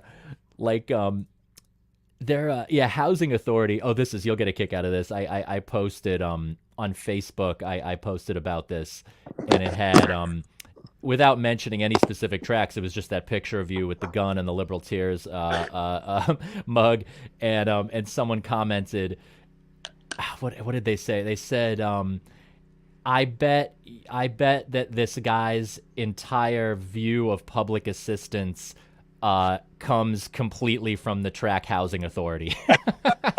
And I didn't know what I kind of, in my mind, I assumed that he saw the liberal tears thing, and then he assumed that you're sort of like a neocon, kind of like a Reagan Republican bootstrapsy guy, and that you're against welfare. We don't have to get into politics, but I don't I just thought that was funny that know welfare. I mean, like, I kind of get like abstractly like the Thomas Sowell stuff and how that could like theoretically be true, but I don't know anything about this. Like, I just like yeah. I like the track not because of that aspect of it, which didn't even occur to me really. Like, I don't even really understand like uh the politics of that, but Nor just do because I. like so I don't know, it's probably like for me I think it's probably like the catchiest song on the record too. Like Yeah. oh, Yeah. there's also Welfare Love, which is like a weirdly like kind of like or like romantic, like ballad kind of. Yeah, that's the most sensitive, sentimental. Oh man, there's so much stuff in the middle of the record because it's like right. Well, see, when that guy said that, I wasn't so much thinking like, I wonder what Nick's view on public assistance. I had a feeling you would say this, like, I don't know, I don't live in those Right, communities. What the fuck do I know? Like, which right. is essentially mine. It's like but I did start to wonder, what is Kool Keith? Is he saying something about welfare? And I Oh, don't know because I don't think that he's making some kind of point. He's not like a commenter like that. yeah, It is interesting to me to like that welfare love song. It's very much like I miss growing up. Like it's like fond memories of growing up in the projects. I mean, he yeah, talks about, he's like, that's what I miss. He's like, I love that. It's like I love when your weave starts falling in my soup. Like, and he's just talking about like playing with rats as a kid and like yeah, being allergic to chocolate, and like I used to watch rats dance and all this stuff. He's like, the last line in that song in Welfare Love, the last line is cereal all over the floor, yeah. and then the beat fades out. It's like he has his fond memories. I don't know. Yeah, yeah, that's like probably like like the closest to my temperament, like poetically, like right, like the like tension of like the grotesque and bizarre with like something that's grasping at sincerity. Um, Mm. but yeah, I don't know. I really think like Kool Keith probably does have like a lot of thoughts about like the welfare system and like municipal politics or whatever. Like he seems like someone that actually would be like um very like what's the word? I don't know, that he would have a lot of insights to share. I mean, it would be really funny if he was just like a normal like Republican, but Right, right. He's just like, oh, perverse incentive structures. We which need, yeah, just like Thomas Sowell shit. like actually kind of plausible, but not because of like the political content of his music, but just because of his vibe. Like he does seem Yeah. like black guy that would become like just like weirdly like Republican. Well, he's into calling out people's bullshit. Like he Yeah. loves calling bullshit. So it's like he calls out materialism, conspicuous consumption, vanity. He calls out that side of stuff, but I'm sure he also has harsh words for people for other ways that people are whack, in his world. I'm sure, Yeah. you know. But well, the thing that's okay. Here's what's interesting, and man, it's like every day, Nick, I say no politics. I say to myself, no. Yeah, yeah. I say to myself, you don't know what you're talking about except minor culture war points. So other than that, shut Mhm. up, dude, especially on your thing. But I can't help but wonder this shit, especially what that guy said. When you look at those three tracks in the middle, you've Uh-huh. got Housing Authority. And so what I'm hearing in Housing Authority is like he's talking about how it's hard growing up in projects. He's like, no heat and hot water, cold freezing every evening. Like there's a certain kind of, Uh-huh. I don't know, right? And then Welfare Love, he's all like affectionately talking about, like love and the projects and how it misses being a kid. But then there's that skit in the middle with the gorilla. You know Oh, what I'm talking wait, about? drawing a blank on that. I'm thinking of the one where the guy's just like, why would I be high? Like, and then on Oh, that, oh yeah. No, dude. Between the two, or no, it's right. No, it's right before Welfare Love. There's a skit, or it's a sample from some nature show, and oh yeah, it says one of the males has lured Luisha yeah, into his yes, yeah. harem, and he goes and then he's like he will give the group like the she will she's viewed this female gorilla is viewed with suspicion until she can provide the clan with the one token of status, a baby, and then it kicks Yeah, into the thing, and then he goes into this affectionate thing about his past, and there is nostalgia, but it's like on its own That sounds like some just completely like racist like shit that my dad I would have know this said in like little 1988, like gorillas having babies. Like what the fuck? It's like, is that his point? Like I and doubt it, but I don't. like, oh no, they're gonna reproduce. Like, the Yeah, whole no, it sounds like welfare queen commentary, yeah, stereotype, that's and weird. and he's saying gorilla, like yo, that shit For is me, like I interpreted that as kind of like a masculinity thing, right? Like huh, that, like this, like primal, like kind of like Call of the Wild, like the man has to like fight for his mate or whatever. Like it's like this kind of like sexual politics of it is what I thought of. But you're right in the oh, context with between the songs that it's between about both of which are about like municipal like welfare policy or whatever, yes, or what yes, that's like pretty astonishing.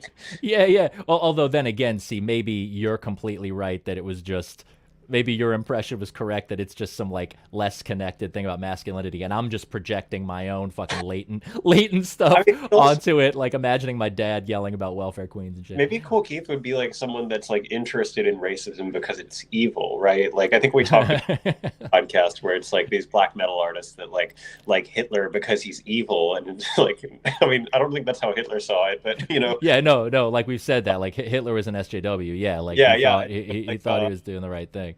so Yeah. like but maybe he's just like willing to like kind of like drop that like for like the bad juju as like a creative like kind of vibe like to like be like racist, but Yeah, yeah, yeah. No, totally. I mean, I don't know. Like, yeah, he doesn't seem to talk very much about race though, in a sincere way or in an edgelord way. no, I'm I sure we could find really examples, but listening to this I'm like, oh, like Kool Keith actually doesn't really say the N-word. Like I can't think of like one time. not a ton. Yeah. Maybe I'm missing it, but like I was like, huh. Like, and maybe that's just, how things have changed. Like he came up in an earlier era where it was like less of kind of like I mean, some might say like I think you could actually like reasonably argue that it's like a crutch in like some 90s rap, right? Like it's a little bit I guess so. a lot of the time, but like but yeah, like in 80s rap there's like a lot less of that, and since that's his background maybe that's where he comes from. But yeah, he seems like very disinterested in race except insofar as being like Puerto Rican bitches or like sexual novelty. Right, right, right. Well, that's always very fond too. He's like Dominican girls like eating pizza on the stoop. Like Yeah, that's very. It's not really racial. It's like sort of like warm New York yeah, and that's stuff. another like Yeah. kind of like to establish like setting or whatever. I feel like are there references to like Chinese people on this album too, or am I I don't think so. You're such oh, a sinophile, dude. You gotta have the Chinese. I was Um, I don't know. Maybe I'm just like projecting because like the new apartment that I moved into in Bensonhurst is literally like I think it's like the intersection, the precise point where like six different parts of Brooklyn intersect, and so it's just like this weird cross section of like Chinese Brooklyn and Hasidic Brooklyn and Central Asian like Brighton Beach Brooklyn, and but yeah, sorry, I digress. yeah. No, I mean that's that area in decades past. I think was pretty like racial war zone out there. Oh, But really? well, Crown Heights was, I don't know, but like yeah, maybe the South Brooklyn. I think just this like that, yeah, like ethnic tensions, this Canarsie and whatnot. But in Yeah, any case, I'm a little bit obsessed with the Crown Heights riots, but we don't have to go there today. yeah, no, no, no. I mean, but it's just yeah, yeah. But I mean, Keith was around for that whole old school New York realm, but or I'm gonna, era. gonna mute myself and like shift some things around, but if you don't mind. Yeah, yeah, no, no, no, go for it. Um, I'll tell you something that we got Juan in the chat. Jacob Brunner says a pissed off Kool Keith is the best Kool Keith. I feel that. I mean, yeah, his when he gets really, I keep thinking of exasperation. Like he keeps. That's I don't know. That's something the word exasperated. I think of myself a lot nowadays because it's like I don't feel a lot of hate. I feel no hate in my heart, but I feel a lot of just like, dude, are you serious? Like, Yeah, stop. Like, are you? How like can you annoyance. possibly? Yeah, yeah. Yeah, like it's just and that's what I get from Keith. It's like so tedious that he has to even like engage with these people. Yeah, yeah. My He's just replied to my Instagram story. He said, "Hell yeah, more Charlie Looker content." I think he was a big fan of your appearance on the podcast. So nice, excellent, excellent. But see, this is my fear that I build up my clout as a media figure on YouTube eclipses my actual artistic work, and then I'm just in like full like Yeah. Mark Maron mode. Except in his case, it's necessary because he's like he Uh-huh. sucks on both levels. But in any case, Uh-huh. but man, well, you know what I was gonna say? Like one thing that like the one common ground between the regular guy calling out whack MCs vibe and the Doctor Doom thing is that he does all the threats that he gives to the shitty MCs and the fake industry people. Those he does the same kind of violent threats to them. So Hmm. I don't know if he's Doctor Doom. Like, do you think he's Doctor Doom throughout the whole record, and Doctor Doom is like the speaker of the entire text, as it were, or is it, or do you think he kind of goes in and out of being Doctor Doom? Because that's I couldn't I don't really, know. you know, I don't really have a good answer to that, to tell you the yeah, truth. I can't tell either where I land. I just, but because I was just like, wait, there's two Either way, guys. You know? either interpretation could work, that it's like a looser concept, or that he like is like fully in like method acting, like preparing to play like the Joker for Batman movie, like kind of like persona. Yeah, because I mean, in all of his concept, well, in Diesel Truckers too, it's like there's this very strong concept, and then he's nailing it, but then it seems like he gets bored of it, and he just has to slip into like regular Keith mode of just calling people out for their whackness. Like it just has Yeah. to come back down to earth on some like I'm a good rapper, you guys are all whack, I'm real, you're fake, fuck the industry, Uh, you know. It's like yeah. yeah.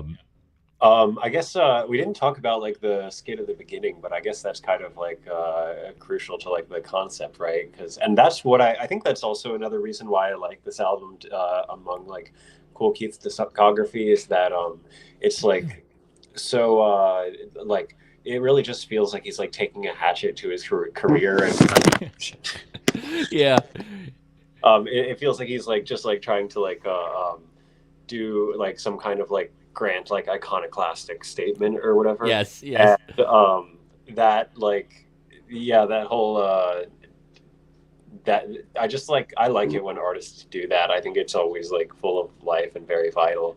And it started off with like killing Dr. Octagon, which I love that, in part because, like I said, like, Dr. Octagynecologist, like, it's like too tasteful almost, so Uh-huh. going to be like the one that's like critically acclaimed, but like, he's trying to like, he's literally like trying to do his bizarre like porno rap thing, and then, kind of like flopped. And so to like have that, to be like so fed up with that persona that he's kind of typecast in, it's like the Mark Maron thing. Like, Yeah, yeah, yeah, yeah. like The thing it of would be like if you like got like too much hype on your YouTube videos, that it was overshadowing your music career, and so you just like you turned your channel into like a furry porn channel or something. yeah, yeah. Well, I mean, the real equivalent would be like if I just my next record it just starts with a skit where I'm just like fuck YouTube. Yeah, yeah, Like it's just like, like yeah, yeah. just like smashing up like microphone. But like the I think the thing of killing off your alter ego violently, like I think as someone who's super ambitious as an artist, the thing I've never done like an alter ego, but I can definitely, I don't know if you feel the same way. Let me know if you feel the same way about your own work, but I like I always, as part of just like going upward, onward and upward, I usually hate the last thing that I did. And if I go way back in the catalog, I'm like, oh, that was great, and I love my old stuff. But it's usually like people are like, man, I love that new thing you put out. I'm like, that's compared to the next stuff, that's just garbage. Like I'm done. I'm done with that. Like it's just like How does the Simple Answers record like fit into your personal like estimation of your catalog? Is that like you're just like annoyed with the because it's too recent, too fresh, or? no, that's old enough that I love it. Oh, great. Yeah, yeah. Well, I love that record, but there are aspects to the well, there's just the way that I'm emotionally plugging into the political climate of 2015 through 2018. Uh-huh. The way that I'm relating to it is like very different than where I'm at now. It's not Right. necessarily the opposite of where I'm at now, but it's just kind of like I feel like I nailed it from where I was then, and there are people who now are just getting into that record and email me and are like, that's great. So there are people that are vibing with it and I like it, but I'm not quite in the same, you know. Uh-huh. Well, I guess like for me, like I don't know, I never really like had like an audience or like a platform until like fairly recently, and like nobody was really paying attention to what I did. So, and Sure, like I sure. was like literally like writing poems, like just like kind of expecting that they would be unpublishable for a long time. My lyric Yeah. poem in college was mostly that. I'm like, well, this is very out of step with like the kind of like current trend in like the literary scene. So that like I was just kind of doing it. I'm like, oh, I hope maybe, if I'm lucky, I can be like Emily Dickinson or something and have like, people will read these posthumously. I'm grateful for Manuel and for Expat because he's like a very like Andy Warhol type figure. He like cultivates like a big tent of like fringe personas, and so I feel like my like naive like modernism kind of can like in like blank verse about like original sin and masturbation can kind of like find a place in the world of expat. But yeah, I think that I don't know. It's usually like the farther back I go, probably like the more embarrassed I am about my stuff. I don't know about embarrassed. Well, I would say embarrassed, but not ashamed. But I mean, there's stuff I did that when I was in high school that I actually like think is kind of cool, but most of it was cringe. Like, because that's actually when I did try to do music, and I had like this like totally like bizarre like Plunderphonics like music concrete noise group that had like a few moments of inspiration, I would say. Yeah, yeah, yeah. Yeah. Diamonds. Well, dude. I mean, if you're, you see, I mean, you're so young. It's like that. It's sort of like every new thing that you do, like swells your output by like a large percentage, and it's like so. I mean, there's really a cool vibe, man, when you get like later years when you've built up like a body of work and you Mhm. can think of it as a body of work. I mean, you already have a body of work, but you know what I'm saying? Like you have this thing with like all these phases Yeah, yeah, and there's so many phases that you can look back. I mean, I think it's possible that the best thing I've done was like 12 years ago. I mean, that might set, uh, yeah, yeah.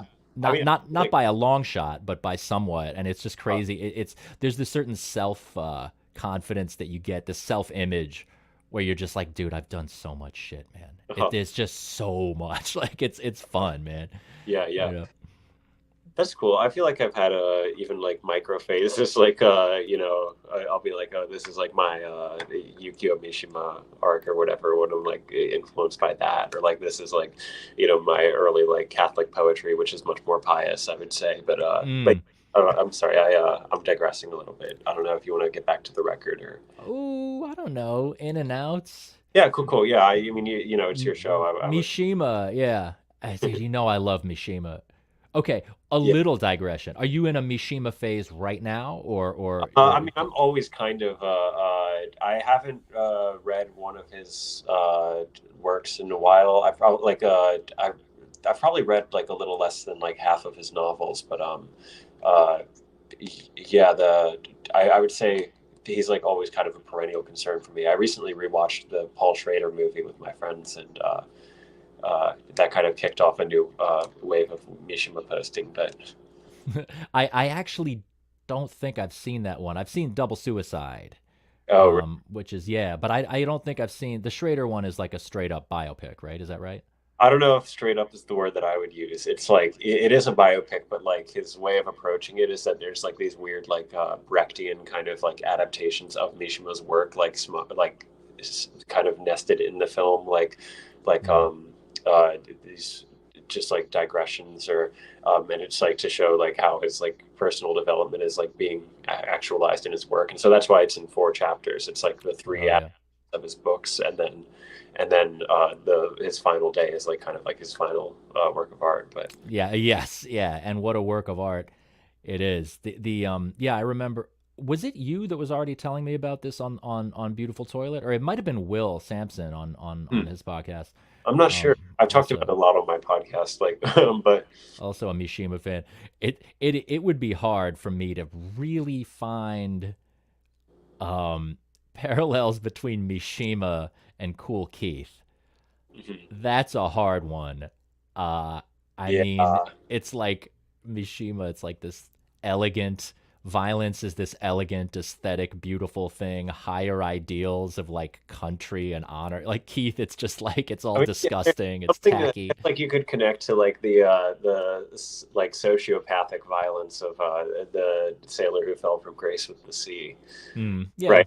Do you remember like the part when they're like throwing rocks at and like disemboweling the cat? And the cat, that's one of the things I Yeah, so remember. that Yeah. but that even that like there's nothing really funny about it. It's just like disturbing. Whereas like Kool Keith, there's always kind of a different vibe. Uh, Well, yeah, yeah. I mean, well, that vibe of violence with Mishima, I mean, it's very much.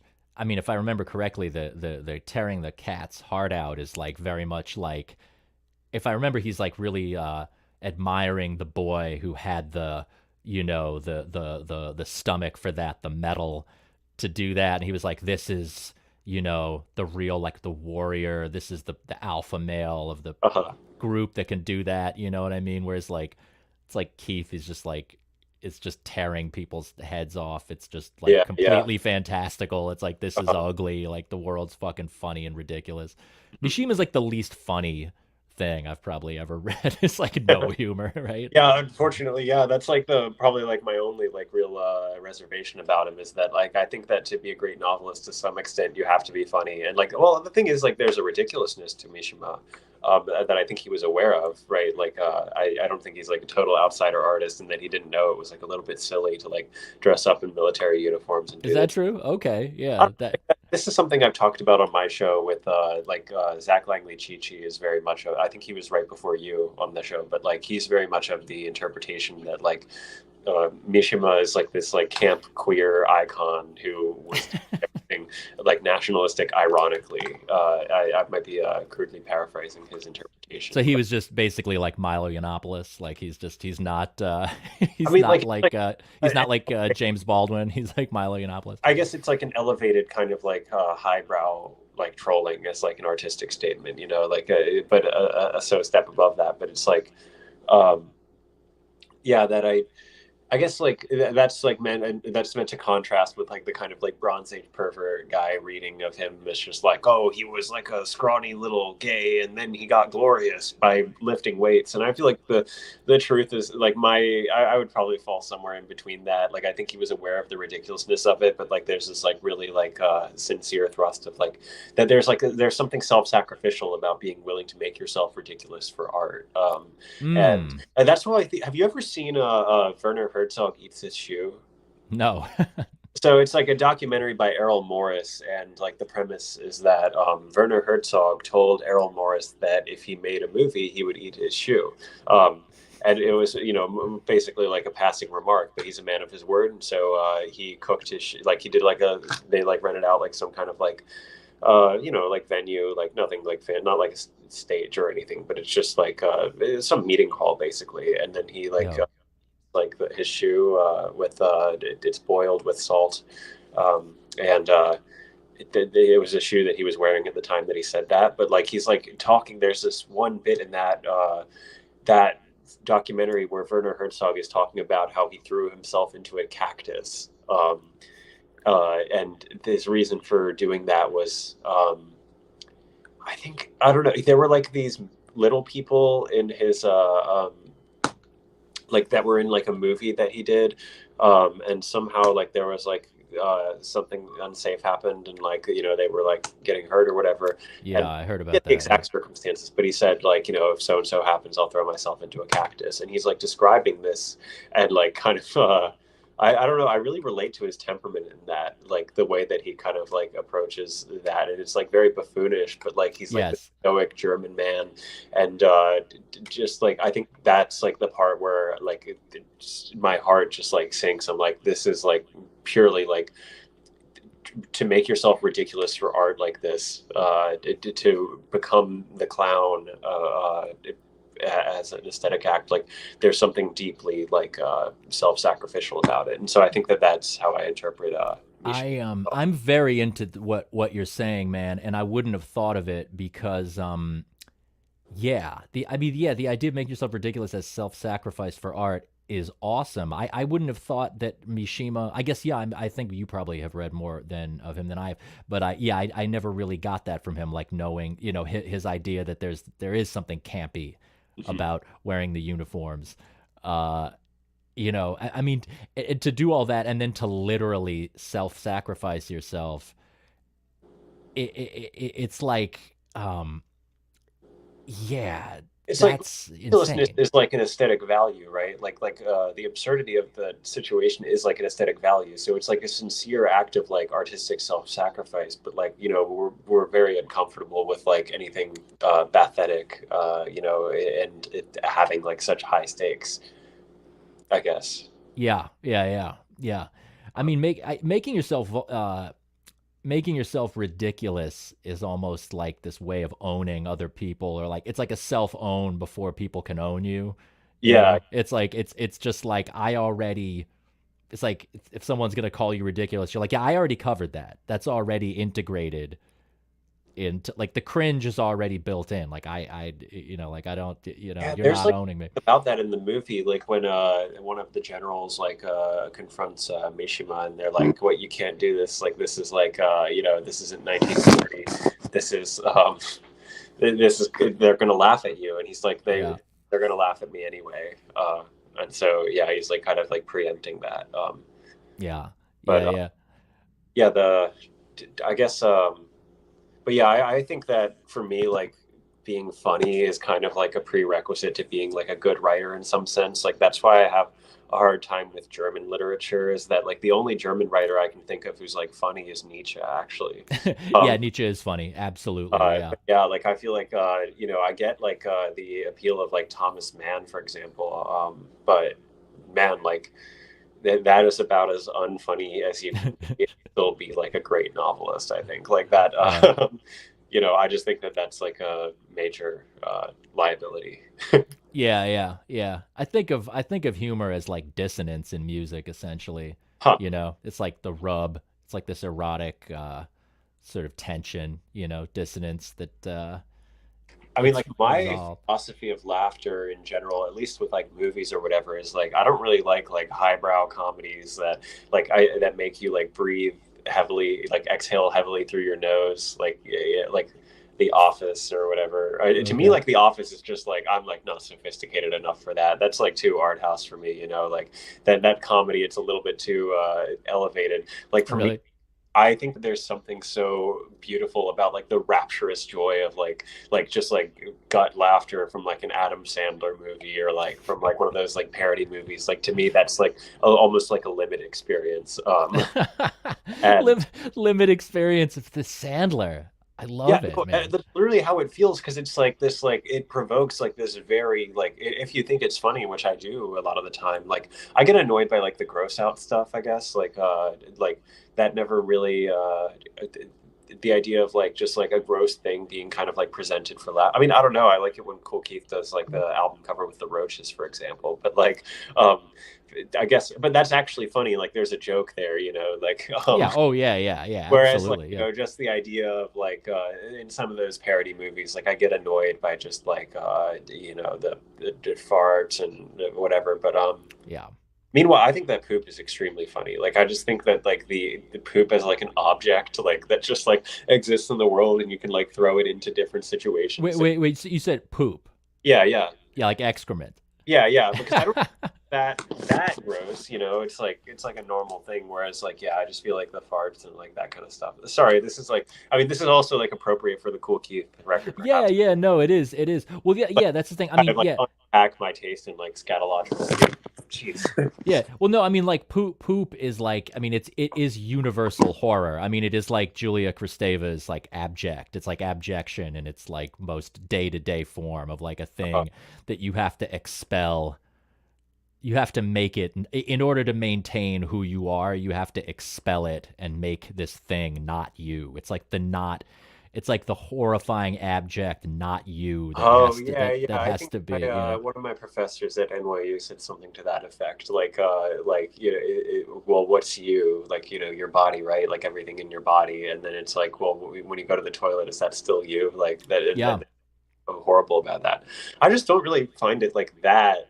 uh like horrifying. I don't know, like it's just there, like it's just like this funny thing, like that like it's like this item that you can just I don't know, like the hardest I ever laughed was when I was just like riffing with some of my friends on my roof, and I was just like, what if I just like left a piece of shit in my roommate's bed? Like It's my room classic. Yeah. very like not like serious, like he's like funny too, but like, you know, he likes to maintain his dignity. He's like this like right-wing bodybuilder guy or whatever, and I was just like, I'm like, wouldn't it be like, I just couldn't imagine like the rapturous like aesthetic beauty of like just like leaving a single like solitary piece of proof like this mattress. Like, sorry, No, it still is funny. but yeah, like, and it's not. I don't know. It doesn't really feel that gross to me. It's just like it's just like funny. Like, and it's a funny word. Like, whereas like I don't know. I just get annoyed by like everyone like by like farting as like a humor, like as like a crutch in humor. It just like seems like gross Interesting. and unpleasant to me. Um, That's interesting that, yeah, like, yeah, poop is, you're down with poop, but not farts. Yeah.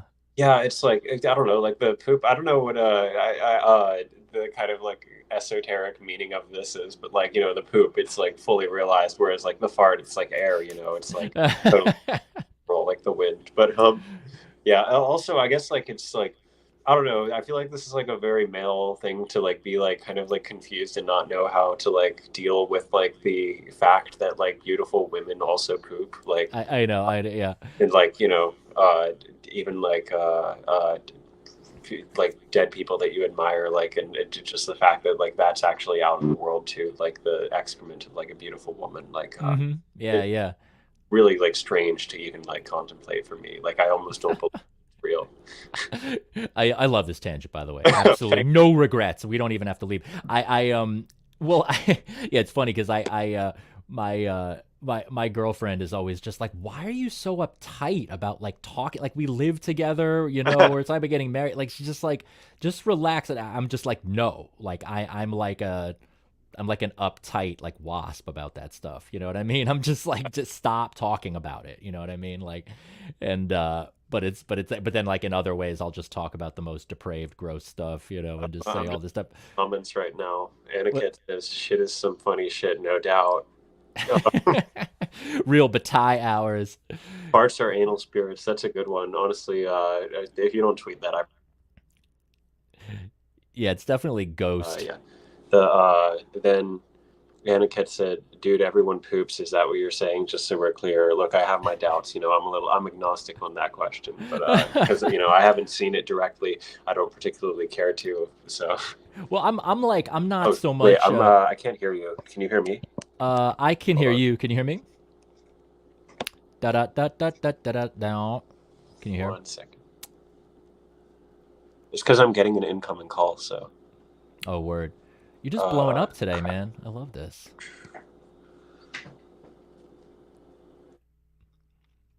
Ooh, there he is. Getting called off. Probably beautiful women texting. Nick Dollinger. Beautiful women who may or may not poop. Um, I don't know. My thing with excrement, hello. fellas and ladies. Okay, I'm gonna leave and What's come up? back. Sorry. Okay, yeah, yeah, that's cool. I feel like I'm just gonna riff. I'm just gonna riff on feces. Maybe I can address some of the comments here. I kind of like. I'm not grossed out or incredulous at the idea of beautiful women pooping. It's more just embarrassment of my own. Like I just don't want anyone to like know that or not know that, you know what I mean. I just don't want people. I don't want people to think about it. I It's funny. The last time I did acid was oh, here's Nick. He's back. I refilled my water as well. Nice, dude. But I yeah, just think about all the technical like hullabaloo and like all of this like crazy. Like this must be like such a surreal episode. yeah, yeah. Well, I'll do what you do with the mixing it in with the music and the weird beeping sounds. I mean, we can take it from poop back to like music, but I just one of Yeah, the most, just to give you a sense of how uptight I am about this. I like the last time I did acid was with a friend of mine, a female friend. This was like years ago. It was like 2016 maybe, and it was it was with a female friend who I actually won't say who it is because she's like actually like kind of well known now. It's like her career is kind of blown up, but she she and this is not someone. This is total friend, like colleague friend, like no romantic, sexual, even tension, like never on the table. But it's like I go and do acid, and I immediately just get the worst.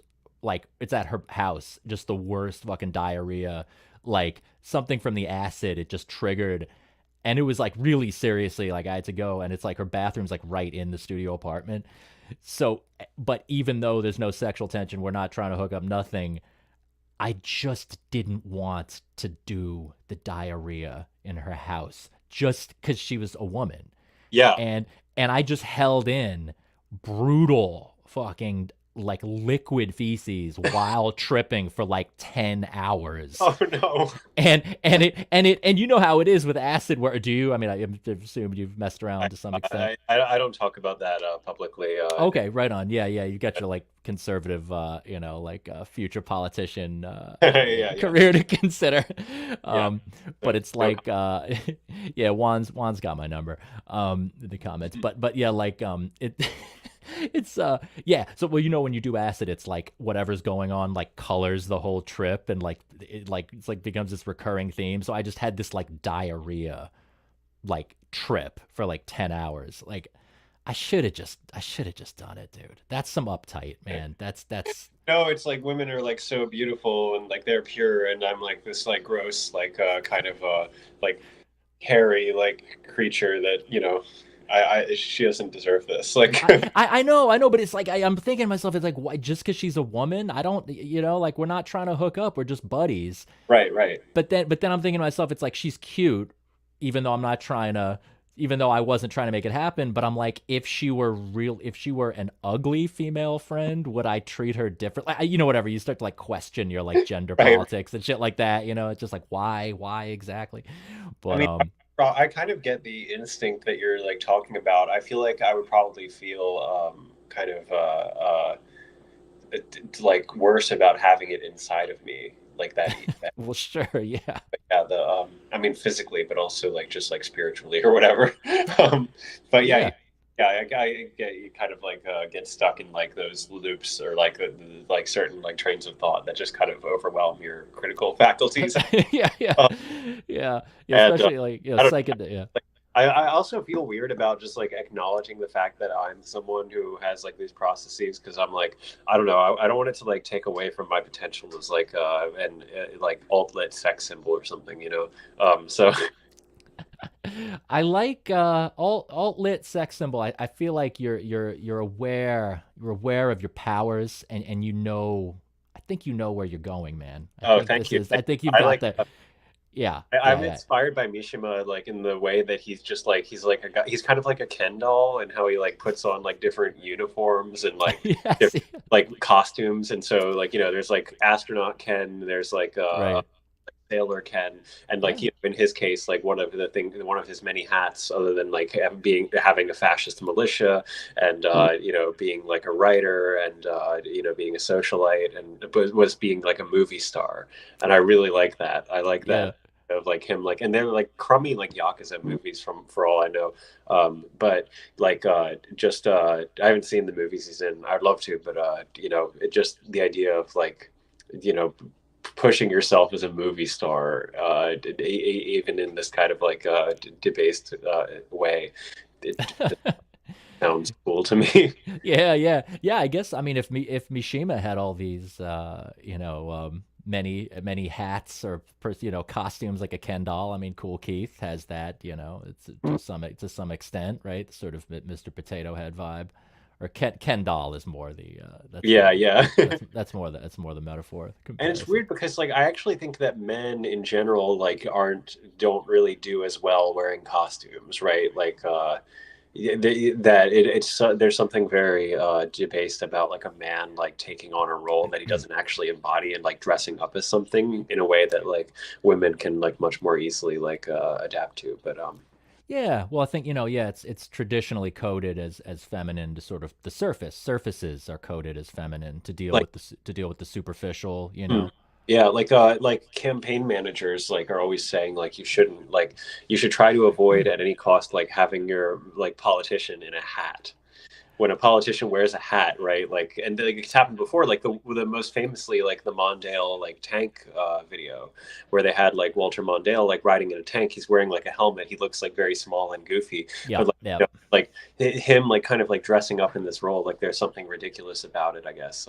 Whereas like I don't know, like women can like they do that like thing where they like have like they just have like a hat and then they just like wear like a normal slutty outfit and that's like their costume for Halloween. Exactly, exactly. Right, right, right, right. Firefighter and it's just like a fire helmet and then like a normal outfit. But Yeah, yeah, yeah, yeah, yeah. No, no, this is it's interesting. Yeah. So I mean, Keith, in a way, well, if we're talking about like masculinity and like, what were you gonna say?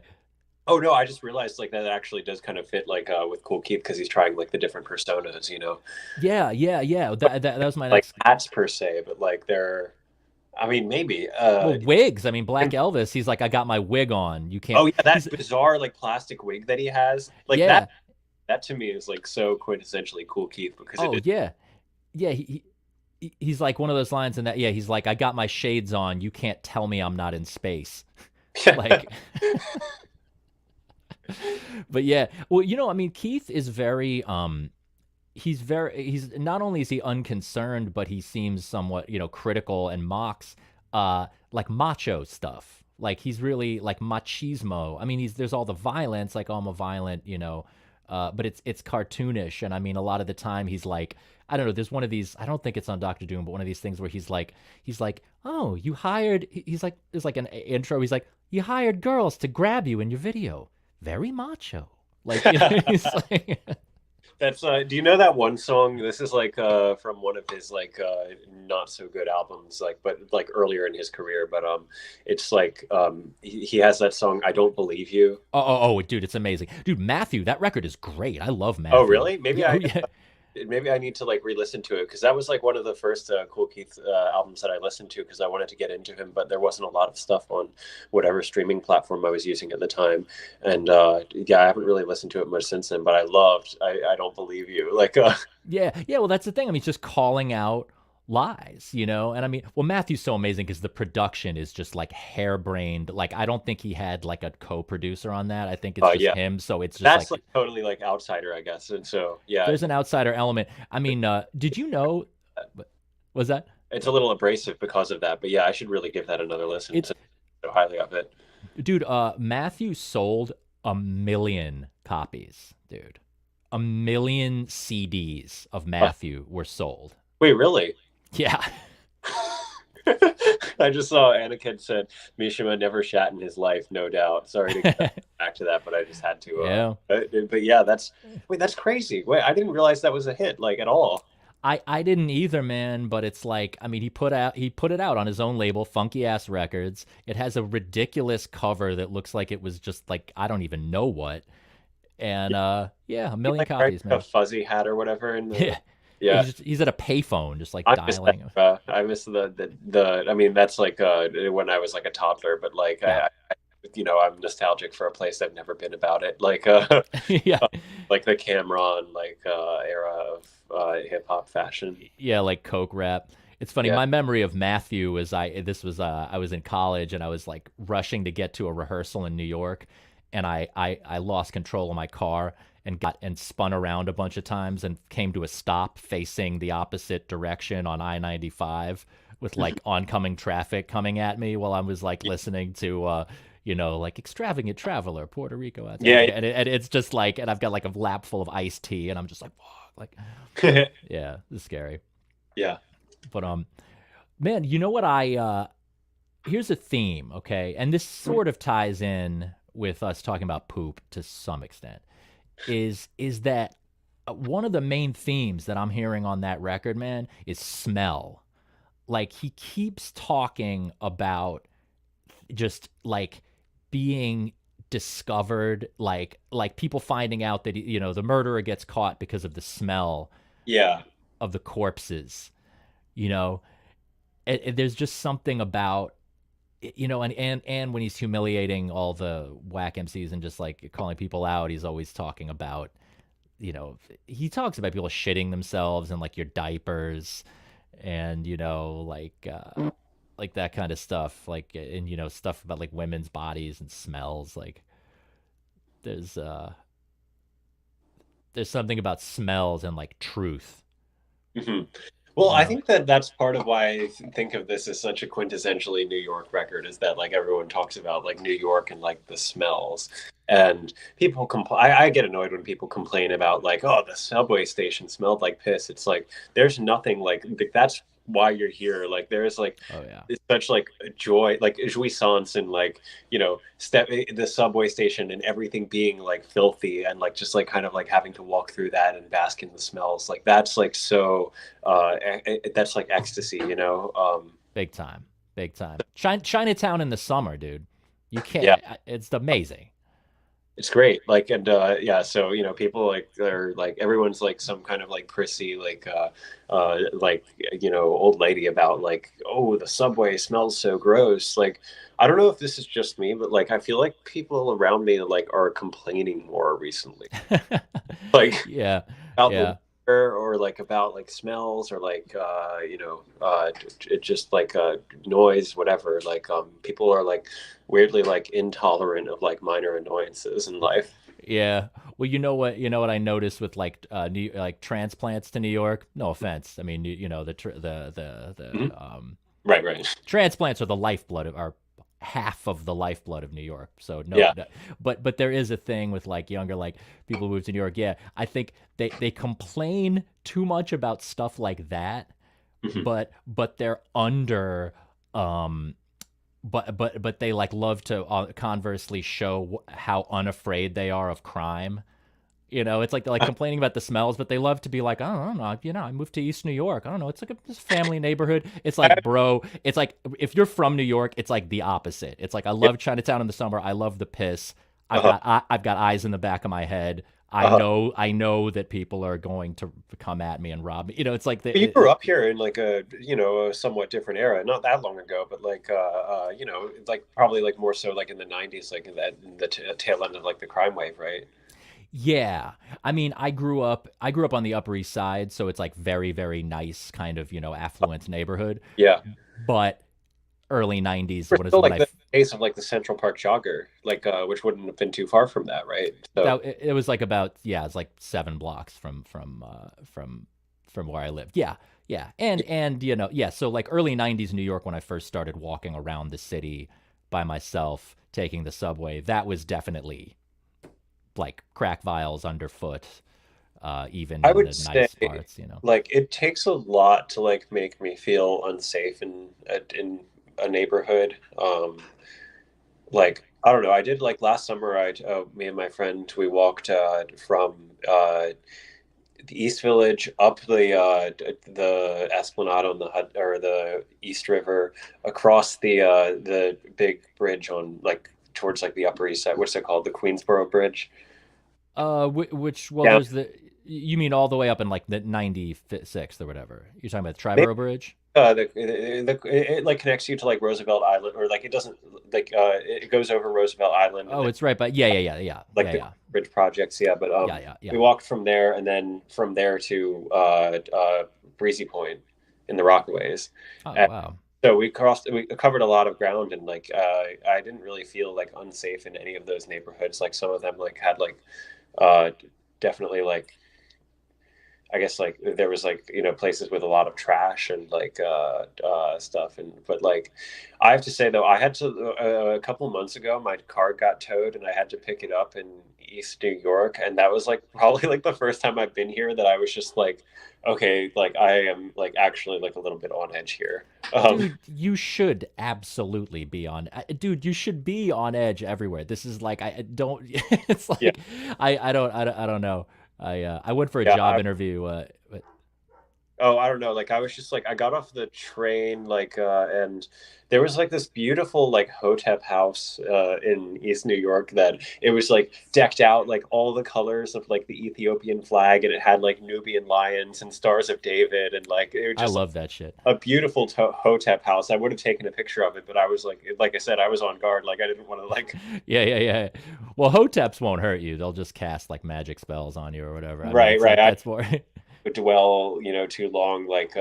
I mean, like these could be a Black Israelite or whatever, and I think they are like pretty aggressive sometimes. But I don't know. Yeah, I don't think I've ever. I don't think I ever caught shit from hoteps growing up. But I do have a soft spot in my heart, a soft New York spot in my heart for them. Just oh, me, public access, and public like the access vision, there's TV. like vision there, like this like very like masculine aesthetic vision that's just like so intoxicating.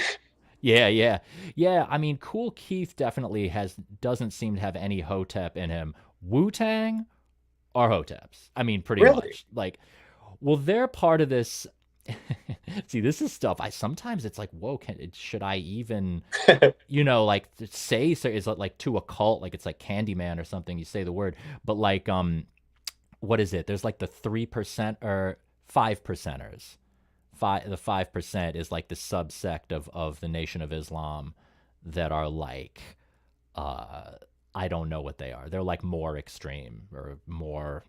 They're supposedly like the highest level of like magic, occult, Yeah, hotepism. yeah, Yeah, definitely Jizza and RZA are like into that, or at least they were during like Wu Tang Forever and stuff like that. But I don't think. yeah. Yeah, I mean Keith like Kool Keith doesn't seem to be like latched on to any like weird subcultures or any like he's just like his own thing, right? I mean, it's Yeah.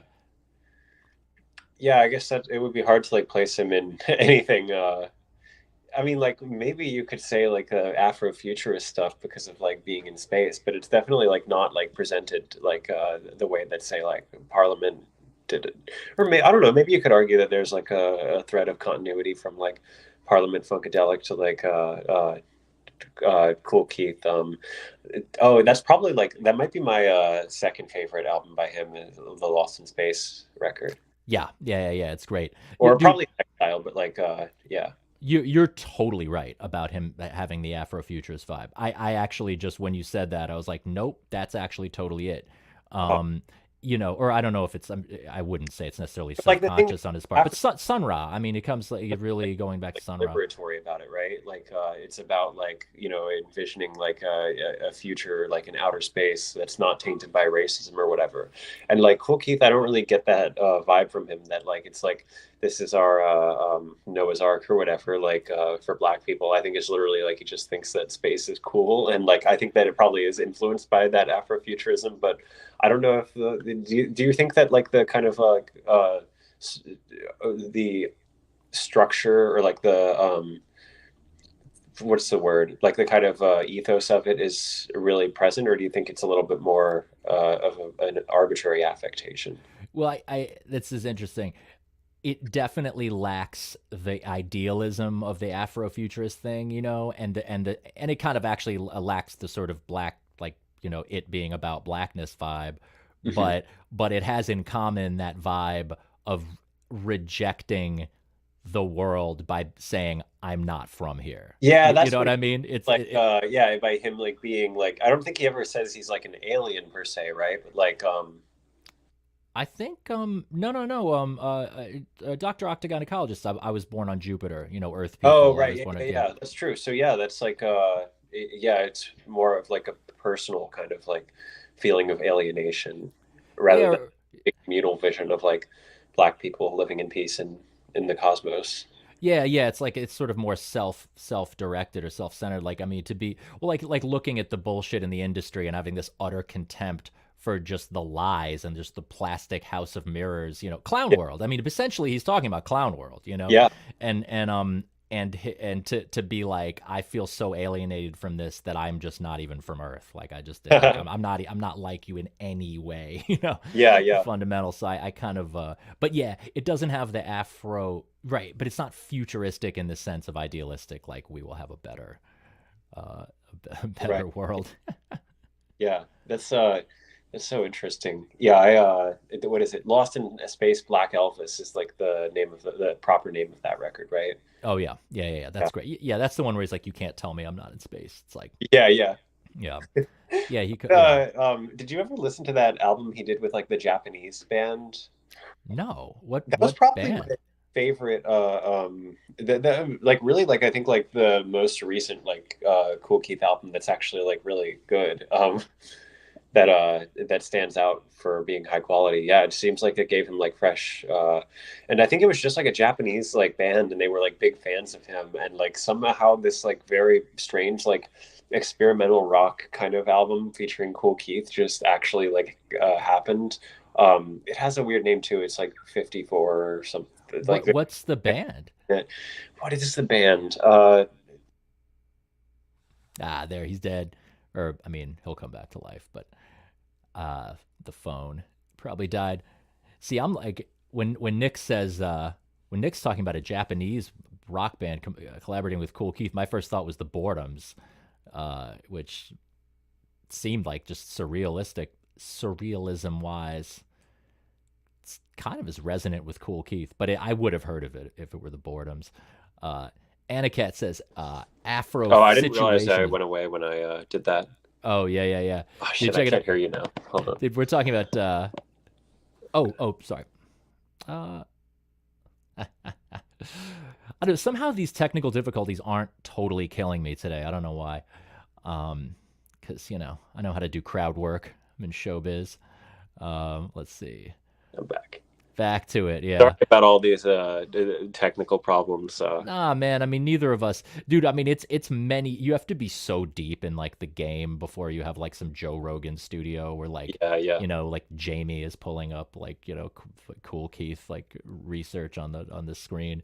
But Uh, yeah, it's 5471 is the name of the band. And Weird. the album has like this weird name. It's like the ideal of like a perfect place or something, something very abstract like that. And it's a weird vibe, but like that is like I think like Kool Keith's swan song recently. I haven't really listened to like much of his recent work at great length, but I don't know, like he kind of fell off. I think it's pretty well known. I don't know, unless you Yeah. think are there later records that you like or No, I mean, I haven't listened to any of his stuff since like 2006. I mean, I mean, I went on like a little minor rabbit hole the other day on Spotify, just checking like two tracks on like every record up until recently.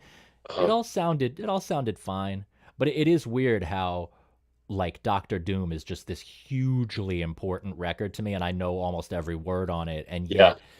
and yet I don't actually know like most of the man's body of work. Huh. Yeah, yeah, I think that it gets very uneven to say the least. But yeah, that like 5471 collaboration, really bizarre, but I don't know, I think you might like it. I don't know if it's on streaming either. Like but yeah, you can find like torrents or whatever. I don't know if that's like if I shouldn't say that because you're a professional musician or you can buy it and support the artist. But Torrents. I haven't heard the word torrent in a while. yeah, I really barely know what a torrent is. But I mean, I used to like do that, and then streaming happened, and so now I mean, I like to buy physical media too, but I have to like know it a little bit to like actually commit to it. So Yeah, yeah. I'm gonna put out a record this year that's not on Spotify, and you can only stream one track of it on Bandcamp, and it's expensive. yeah. Like I'm just gonna be like that. You have to Oh, you jump lose through these money hoops. for that? You mean What's that? you lose money for not putting it up on streaming, or No, no, no. You buy it? don't. What? Or do you think more people will buy it as a result? Oh, you mean like the actual album is going to be expensive? Yeah, yeah, yeah. That's what I'm saying. Like it's just Uh-huh. gonna be like, yeah, maybe like 25 bucks for the digital, and you can't even hear it ahead of time. Huh. Just like, go fuck yourself, dude. Like 20 just 25 bucks. Like I might buy that. I don't know. that might be a little much. Maybe we'll go. I've been listening to more of your music since we met. That like in real life, to pay my dues, and yeah, it's really cool. Like, I was sending it to Scott, and I was just like, oh, this is sick. That was from Charlie Looker, that guy from the bar. Like, Nice. Oh, Scott was one of the right. Scott was which guy was he that we hung with? he has like earrings and like tattoos, and Oh yeah, yeah, yeah, yeah. always like very intensely relaxing. Yeah, I like your friends were cool, man. I'm glad I came to hang. Yeah, I'm really glad you could come through. That was yeah, I felt like that was I was really glad that I thought to invite you at that time because yeah, I definitely wouldn't I didn't want to miss you while you were in the city. I haven't done many IRL meetups with like my friends who I've made online. I mean, I guess a lot of people live in different places. Oh, Yeah. I feel like that's like 90% of my friendships now are like either directly or indirectly from some kind of like dynamic like that. Yeah, yeah. But then you meet up online and stuff. You meet up in person, and it's Yeah, like yeah, exactly. transitions to the next level. Yeah. Yeah, yeah, yeah. Um, I mean, yeah, dude. Like this. There's just so many little like lines of flight that come off of this Kool Keith record, man. It's like it's really. I'm kind of looking at just my notes here. It's like they're like all about smell. Like that's like the whole thing. It's just like fucking like scatological stuff. It's just poop everywhere, Uh-huh. you know. Um, yeah, like I was I've been obsessed with Heraclitus lately. Like that quote I sent you. Mhm. In the abysmal dark, the soul is known by scent. That's just like been sticking with me like forever. This thing, and then I saw you had that musical project Heraclitoris. Oh yeah, yeah. I'll probably delete that. That's Right? I Okay. mean, the thing is like I was really like interested in like being like musically like illiterate or whatever. Like what did I want to do? I wanted to like do like a Weird Al Yankovic like parody songs but make them like philosophical. And I was like not like I know that it's ridiculous like I said like with the way that it came out just like singing like I am water like over and over in like a pitched up voice, but I was very serious about it. Like I wanted to like really like pry into that and like be like philosophical about it and like like it kind of I was very influenced by John Mouse, the way that he writes lyrics and like the idea that it's like very much not the Kool Keith. It's like a mantra like repetition that just like milks every like possible like kind of like connotation of that phrase by pure repetition, right? um and Yeah. yeah, that so I was influenced by that, and I feel like I'm just like I'm embarrassed about it now, not because I don't like respect my artistic vision from back then, but because it's like just like so emasculating, and I wouldn't want like any woman that I'm interested in to like hear that. Right. It's a little bit like twee, I guess, or something, Yeah, or like just like dorky. yeah, yeah, yeah, yeah, yeah. It's not the Mishima vibe. Yeah, Yeah. Heraclitus. Yep, that was the everything is fire guy, Heraclitus. Uh-huh. Um, I don't know. He talks about smell. He talks about smoke too. Hmm. There's something about like everything turning to smoke, or like knowing the essence of things by the smoke that they give off when they burn. Something along those lines. Um, yeah, I'm looking at yeah, we got Aniket is up there. I love Aniket was saying we were saying Afro what were we talking about? Afrofuturism, and then there was Afro he said Afro situationism. Um Huh. or Afro surrealism seems very cool, Keith. Like Afro situationism sounds like the coolest thing I've ever heard. I don't know if that would be Keith's vibe. Yeah, I don't know if anything with like the Afro what's the word? Why am I drawing a blank on this prefix? Is really apt for him because he doesn't really like seem that interested in the fact that he's black. I know it's true. It's true. I mean, well, I mean, he has like I guess it is like definitely grounded in like black culture, and that like the world that he's engaging with is like this like swaggering like kind of machismo, like you said, that he's very skeptical of, and like all of like the his like brands and like cultural touchstones or whatever. But yeah, he never really talks about like anything political directly, you know. Yeah, no, no, he doesn't. There's no race politics, but he is. Yeah, it's like, yeah, stuff that you get in rap culture and black culture. Yeah, like the That's sort so of funny that what the guy said about my housing authority and the gun and whatever. But like, yeah, yeah, yeah. that's honestly like the truth. I don't really know what the housing authority is or what it does.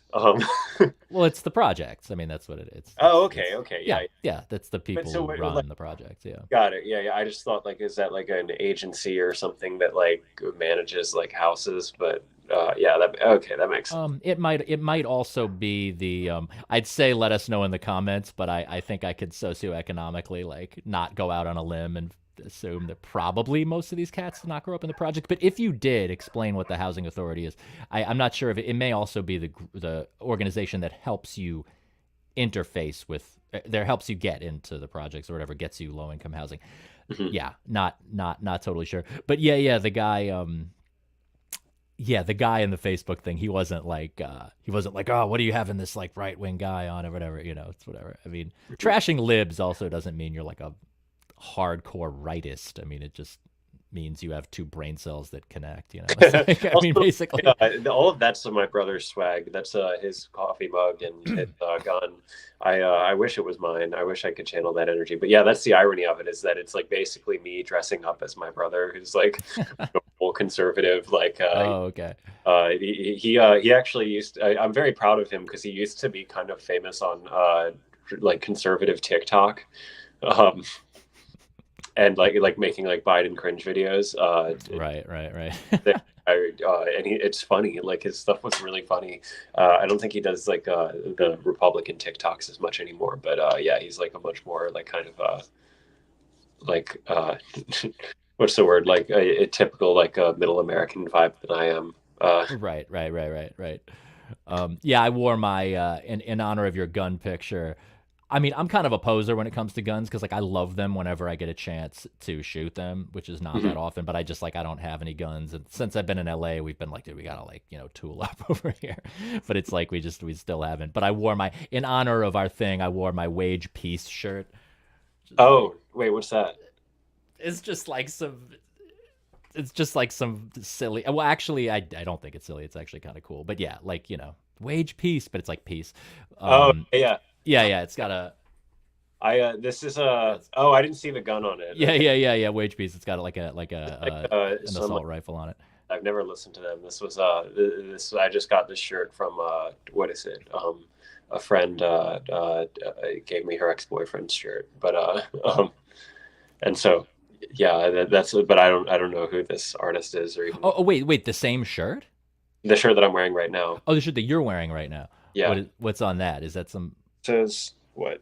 The help with two L's. It's like I think it's like a downtown like Chinatown scene band. Oh, interesting. But I don't yeah, know I don't about know. that. I don't know anything about them. Yeah. This gun shit. Do you know that band, The Body? No. From Providence. They those guys made this shirt. Oh, cool. They're kind of like a doom metal, noisy, Nice. very brutal band that are Yeah. quite into the Second Amendment. Huh. But because yeah, I mean in New York having guns is like it's very hard to get a gun license there, as far as I know. Yeah, yeah. And I know that there was like a recent Supreme Court case about it, but that's not that doesn't sound like what's it, Charlie Looker content to discuss like the merits of Supreme Court cases and like the arguments for the New York gun laws. it's a little too it's a little too like what do they call it? Object oriented politics. Yeah, it's like But too boring for me. Like I just can't bring myself to care. I mean, it might impact my life. Like I'm not saying it wouldn't necessarily, but like I mean, I don't know. I just don't have the patience for Supreme Court cases anymore. right. Well, there's politics in the sense of like, how should we actually run, what should the laws be about guns specifically? And then there's quote unquote politics, just culture vibes of just like, what kind of pussy doesn't love guns? Like, just like this Yeah, kind of like, that's not really politics. It's just like vibes. more interesting to me. I don't know. Like I think that there's, the idea like they'll always say like, oh, this is all performative, right? This doesn't actually mean anything. And I don't know, I think like having abstract opinions about how different policies could change is what's really performative, because you're just basically like imagining what you would do if you had power that you don't have. Right, Where right, right. like, being an agent in the culture, like literally like shifting like the way that people think on a small scale by your words is actually like the opposite of like performative in the kind of like base, like colloquial use of the word. Because like the true meaning of performative, like in like philosophy or whatever, it's kind of the opposite of its current meaning. It's like your words are like efficacious; they entail an action, and Yes. a merit, like saying "I do" when you get married is performative, right? Because it creates a new state of being in the world. So in that sense, Mm-hmm. I think that culture war stuff is performative in that, like, by performing it, you're changing reality. But Yeah, yeah, like yeah, speech acts, right? yeah, And there's that sort of there's a magic, a sort of magical idea of words, what they uh, do. yeah, Yeah. Yeah, I mean this is yeah. So I don't know, I keep saying no politics, but then it's not a policy. It's not a policy decision, no politics, but it's something I say to myself to kind of like steer things uh yeah, staying somewhat in one's lane is right, good. right. I mean this is why Keith, it's like I really would be interested in what he has to say about like anything political Uh-huh. at all. I mean, I don't. It's like it's very hard for me to imagine. I could imagine him being a Republican, actually, kind of. Yeah, Thomas Sowell. like very critical of capitalism in many ways, but like I can't really like picture him like doing like hard left stuff or being into anything like doctrinaire like hard left. Yeah, yeah. I mean, well, it's like when you're really obsessed with like criticizing individuals and like people being whack and Right. people behaving in ways that are just whack, like Uh, that. It has a sort of not apolitical, but it's sort of you're not dealing with the idea of systems, you I, know. I don't know if has anyone tried to like get Kool Keith on like a podcast or something like. I've not on this kind of podcast. I mean, I've seen I've seen him do interviews with like relatively big Uh-huh. rap, like morning shows and stuff like that, and it's Yeah, like I interesting. wonder, could you get him here? Like, Well, I don't know that I could get him here or that you could, but I think he's a lot more accessible than one might think right. for a guy who sold 1 million albums a bunch of years ago. Literally, I mean, I know that there's like a somewhat DIY promoter in New York in the 2000s who got him to play a show at like a not very big sort of indie-ish DIY venue essentially. Yeah. So that happened. Oh, I don't know. Maybe you should look into getting him on this stream. Like, That would be deep, dude. that, like, yeah, like I don't know. I feel like there's so many people that like they just like no one's really tried to get them on podcasts or whatever, but that would be incredible. Like to just and then be like, okay, cool, Keith, you have to answer. Who did you vote for in 2016? Yeah, stuff like that, man. Yeah, just like literally voting and stuff. Like, did you vote? Did you do your duty Yeah. to prevent Trump from taking power? I can definitely imagine him saying the name Biden. Yeah. I Well, voted for I guess like Biden. Trump is kind of like the thing that he criticizes, in that like he's like this like swaggering braggadocious macho character, but they're also Yeah. kind of similar in some ways, in that like Trump has like this very like gay kind of vibe about him. Uh, Well, it's funny because like I think most people would be like, "What are you talking about? He has a gay vibe." I know what you're I talking I about. don't. I It's not just a vibe. I genuinely believe that he's like a homosexual man. Like not Interesting. Okay, really. like. I mean, yeah. Like it's so obvious to me. Like every time like he talks about like a woman, right? He's just like, and let me say that dress not a good look for her. Yeah. She looked like a disgusting cow. And then when he talks about a man, it's just like, oh, like I met with the general yesterday. He was so big, very large, very tall and strong, and like he Yeah, just yeah. much more impressed by male beauty. Yeah, yeah, Like Putin whereas on the horse. Yeah. take on women like his is like this kind of like gay like fashion misogyny that's like he I mean even like his wives are like accessories, right? Like I love like Melania. I think that she's like a perfect angel from the Balkans. But Yeah, that I'm not sure. That I'm not sure I could ride with you from Melania. But I'm hearing you on Trump being there's a softness to like there is like this sort of feminine sometimes the way he talks and stuff. I mean, yeah, and especially like what very you know. effete, right? Like Wait, very what?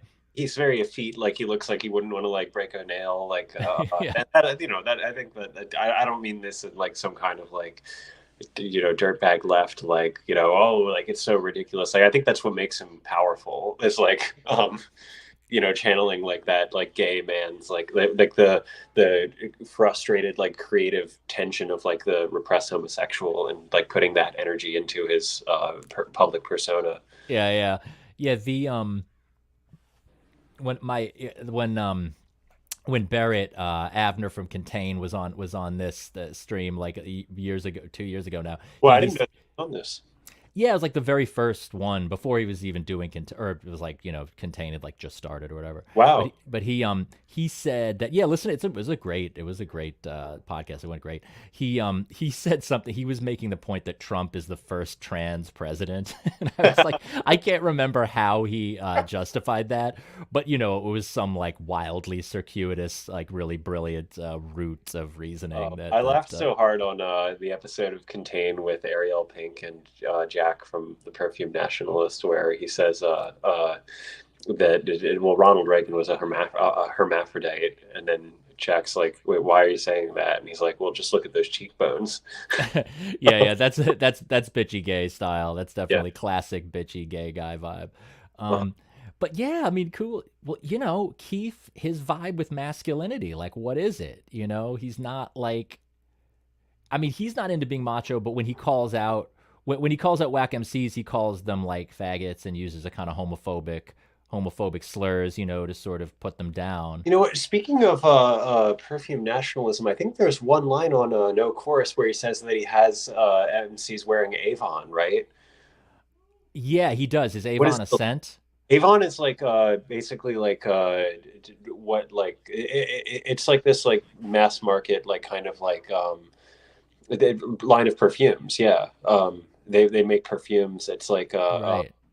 I don't know how to describe like their role in the market, but like it's pretty like cheap stuff. Like I guess it would be like kind of like the equivalent of like celebrity sense in terms of like its like market role, right? But Yeah. like that's basically like what like old ladies and like teachers smell like. Okay. Yeah. Yeah. Yeah. Yeah. Yeah. Hey, did he say that he had like MCs wearing Avon or Yeah, he says MC's wearing Avon. I can't remember what the yeah. but and he meant it in like a cool way, right? Like Oh, was it? or I don't know. I mean it's like in the disc, but like I thought he was like taking credit for it. I Like wish he has MC's wearing Avon. yeah, like how like Jack brags about like getting like right-wing bodybuilders to wear like Guerlain Mitsuko. To wear to wear perfume. I Yeah. I do, the massive success of that guy's podcast. I really am interested in the vibe of just scent, man. I keep coming back to it, just that there is a Yeah. cultural moment now. Like in the Keith, the Kool Keith record, I'm talking about how the scent I'm talking about how the scent is like this bringer of truth or exposure. It exposes lies. You can smell the truth. You can smell that there's the corpses in the apartment. You can also smell that the whack MCs have shit themselves and stuff. And but then on the not stinky level, on the beautiful scent level, there's this cultural moment with perfume now, where it's kind of there's something. I don't know if spiritual is the right word, but this like bearer of some deeper truth that goes beyond like discourse or like something. Yeah, and like could you imagine like a celebrity sent by Kool Keith? Yeah, that would be How amazing. beautiful that would be. In all likelihood, it would probably be like really like lazy and like tossed off and like not noteworthy. The same way that like the like live performance like was just like very like mediocre. I feel like he would approach like a celebrity scent with that. But like if he actually like threw his heart into it, there's a There's like two or three Trump celebrity scents actually. The original Trump by Trump is just it's sold in the bottle Trump for by Trump. Estee Lauder for men, but like it's like made like glitzy and like tinted and like gold and like it's like trumped up, but like the shape of the bottle is the same as Estee Lauder for men. That one, I haven't smelled that, but from what I can tell, it's like a little bit weird. It's like cucumber and like kind of just like spicy notes. But then the one that I have smelled is Success by Trump, which is also weirdly perfect in a way because it's so crappy and like mediocre and just like tossed off, and it just smells like the same like crummy like blue juice that men put on themselves. And it's like both of them are weirdly fitting. Like it seems like appropriate that like Trump would have, like both of them seem appropriate to Trump in their own way. Yeah, yeah, yeah, yeah. It's fine. Yeah, I wore in seventh grade for half of seventh grade. I wore Safari from Men because I Hmm. got some. I got some for Christmas. Which, if you knew what my vibe was back then and how I dressed and how the idea that I would be wearing cologne would be hilarious because it Oh is really? What were you like? absolutely ridiculous. What were you like, a punk kid or? Like a punk kid who kind of talked like like a New York like rap guy, like kind of black scent a little bit, but like fake Timberlands and a Nirvana shirt and like Safari. Like, what is that? I think That's an absurd person. there's something really interesting about the way that like tough like black men can like kind of take on like feminine affects, and like I could picture like like a really like tough but like eccentric like gangster or whatever, like wearing like white shoulders or like some like really like quintessentially old lady perfume, or like being like Like this is my Shalimar. vibe, like this is the best shit in the world, like Yeah, like yeah, yeah. like that seems kind of like natural or like appropriate, like that kind of like dandyism. I don't know. Yes, dandyism. Yeah, yeah, yeah, yeah. Yeah, That's masculinity to I spare. wonder where's perfume. Now I really I don't know. Like it seems like he would, right? Who would? Cool Keith. Like it Kool seems like Keith. Yeah, a woman's perfume. yeah. I could see it. I could see it. I'm not sure. I mean, it's a lot of the time it's hard to predict how he would come down on stuff, man. Right. Yeah. It's oh, by the way, sometimes these mishearings are because now that you switch to the other the phone or whatever, when I talk, it cuts you off. So Oh, the yeah, the interruption flow is itself being interrupted. It's like a okay. meta The audio interruption. quality is not too bad now that I'm just like talking to my phone on the table, but Yeah, no, I can hear you. I can oh good, definitely hear good. you well. Yeah. Yeah. But yeah, well also, scent is like I mean, this is well known obviously, but the sense that's strong most strongly linked to memory, right? Hmm. Taste and scent. So there's that Proustian, the thing with the cookie and he goes back and unleashes this flood of memories. I don't know, Keith, he's talking about smells, bringing him back to his youth, the smells in the Yeah. apartment and stuff. Yeah. Huh. Uh, That's yeah, I don't know. What do you make of like his like dandyism? Coming from like an act, because he actually is like kind of hood, right? Like he's not like a suburbanite or anything. no, no, no, no. He's from yeah, he's from the projects in the Bronx. I think Hunts Point. Yeah, so Yeah. like I don't know, like what do you make of that kind of dandyism coming out of that context? Yeah, that's interesting. I mean, if we're calling him a dandy based on like the sort of costumes, right? Is that kind of how we're Yeah, I mean like everything, like the personas, the costumes, like the plastic wig, like right, right, right? Well, because he isn't really feminine though. He's feminine insofar as he's wearing a million costumes. yeah. But he's not like it's like swishy. We used to say, I don't know if that's a word anymore. Like he's Huh. not like he isn't fey, but there's the dandyism of Yeah. cosplay. Yeah, like I don't know, like there's this they talk about this on, or do you know the Good Old Boys podcast? No. That's I mean it's really good. Like it has like this vibe of like they're two Southern guys that are like they're kind of like post leftists but like they're just like really interested in like the kind of like meta of like how politics works and like realpolitik and stuff. And it has this vibe of like, you know, something that you could listen to while you're working on your car in the garage. Like it's so casual but like so profound and like sublime in many cases. That But sounds like they awesome. do an episode where they talk about they analyze the concept of the dandy, and like they have like as an example, they're like, well, Oscar Wilde, like he's just gay, like you know, it does, it's a different thing. Whereas like a true dandy, like he's like a straight guy that's like, look at me, I can get away with this, or I can. Yeah. And they use as their example like Julius Caesar, who they're obsessed with. Apparently, like Caesar is like he wore his toga in like some kind of like unconventional way that was like a little bit affected, and like so one of like the other senators was just like, I knew as soon as I saw him walk into the Senate with his toga like that that he was going to like that he was going to take over Rome. Yeah. Yeah. Yeah. Yeah. A way of announcing yourself and your presence. But it's weird to me, like, because I imagine, you know, I'm definitely out of my lane here, but I imagine in like a kind of like housing project environment that you would actually be under like a lot of like pressure to conform, right? And like that you would actually like be trained to like kind of like guard yourself, like from just being too conspicuous or like displaying too much individuality and keep your I'm head not. down. I'm not But sure. Yeah. yeah, it's weird that like you know, because like people can like come out of that context and be like very like over the top the way that Kool Keith is.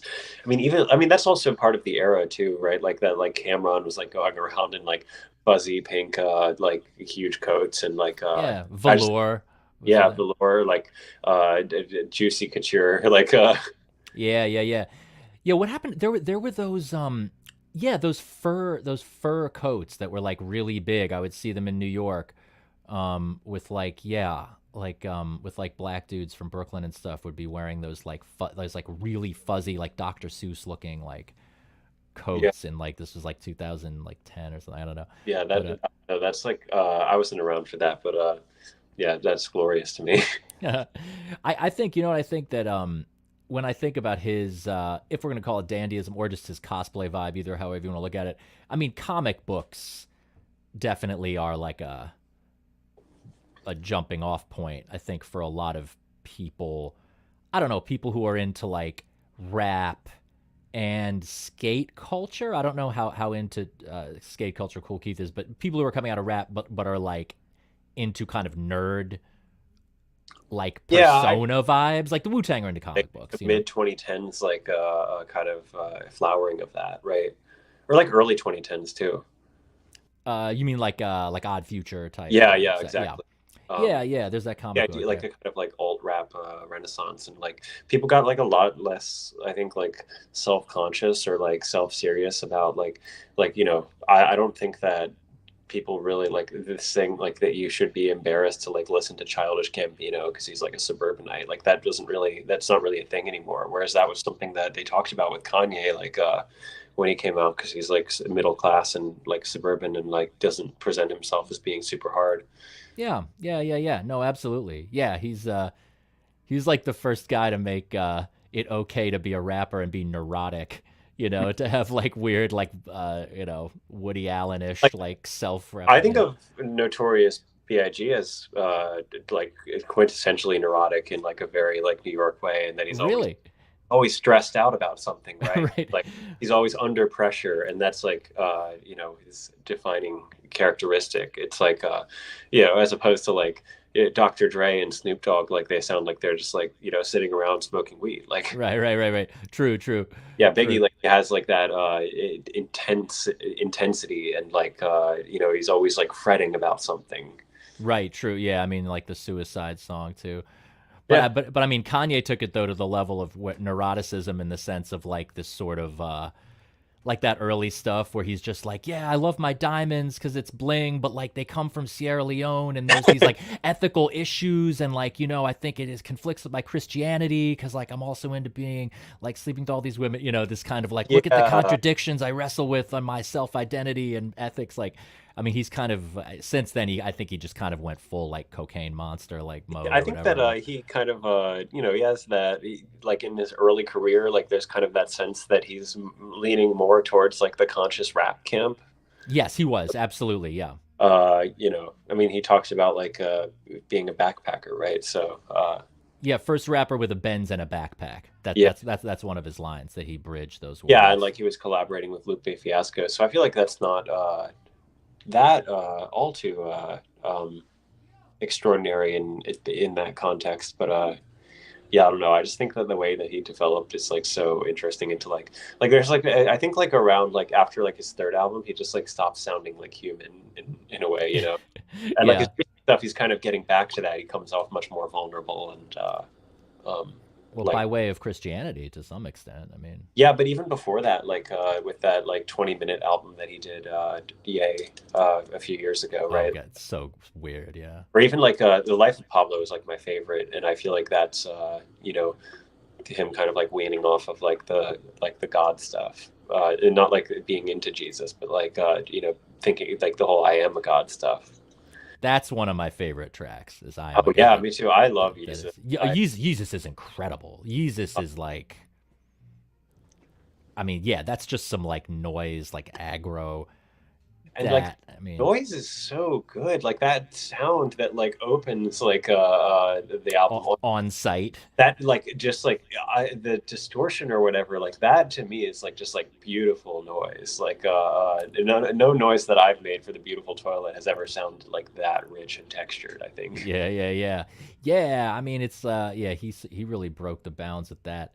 It's funny, like I keep bringing it back to Kool Keith. I don't know if it's sort of like belaboring that just like him, but it's like when it comes to weirdness, it's such a different kind of weirdness. Like Kanye doing Yeezus. Kanye doing Yeezus is such an art move. It's just such a like I am, not only am I deep as a rapper, but I'm also deep as this art kind of like, punk or whatever. Whereas like that Keith shit is a lot. Yeezus is tasteful, actually. Yeah, Like that nasty noise sound is like dialed in, sounds. There's like Kool Keith. It's like just these like presets, It's just like it sounds like he's just like hitting a thing on the. like I don't know how to say this, but like the production on Dr. Doom, like it's kind of, I wouldn't say that it's pleasant to listen to per se. It's almost like this kind of like this experience that you're having, that you're like sitting with something that kind of keeps you on edge and is like a little bit nasty. Yeah, um but yeah, the production on that album, on the First Come First Served, is really interesting to me because I don't really know what to compare it to. It's definitely like same. a traditional like boom bap vibe, I would say, than like the kind of like jazzier like sound of the Dr. Octagon record. But and then it doesn't have like, I mean, like I think the kind of like the 70s like porno influences or whatever, like uh may or maybe here to some extent, but like they're definitely under the surface. Yeah, it's like I mean that may have been a weird time for rap. I again, I'm not like an expert on but I think late '90s, early aughts, it sort of hadn't really hit that whole like Puffy was like fully established and on the way out, maybe even, and then like that Cameron Coke rap stuff with the hi hats hadn't really like fully Uh-huh. like taken off. So it's this weird. It's got a lot of like squelchy synth sounds, like these like farty like wet. At least at the beginning of the record with like neighbors next door and 223 and stuff. Yeah, yeah, exactly. Yeah, that's I think it was Neighbors Next Door. It's one of like the earlier songs actually, but like the beat was just like it's so weird. Like I don't even know what like how you get that. Yeah, yeah. Well, there's this like woozy, sort of nauseous synth Yeah, kind of yeah, thing that keeps coming back. yeah. Like it just is like vomit. He keeps rapping about Uh, vomit.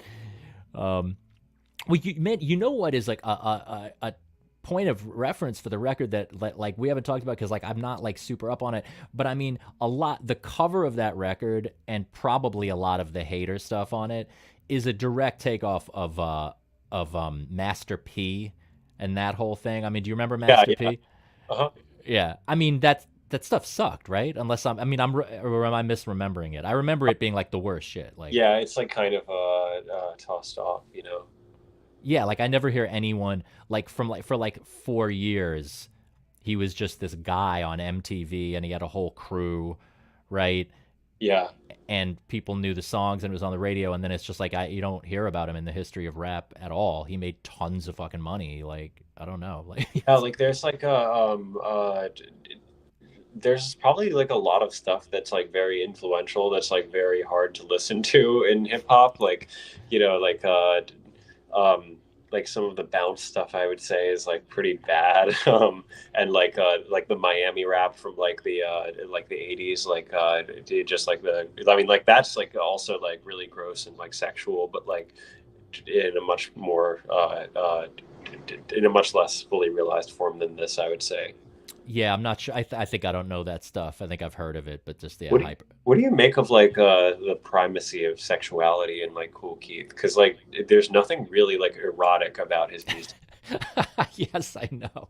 Yeah, it's sexuality without eroticism. It's like a very abject sexuality. Well, one of the things that I love about Sex Style, which is very much not my favorite Kool Keith record, Hmm. but something about it that I also said about the Mr. Bungle record with Jeremiah when we talked is like there's something about it that's so encyclopedic and just listing.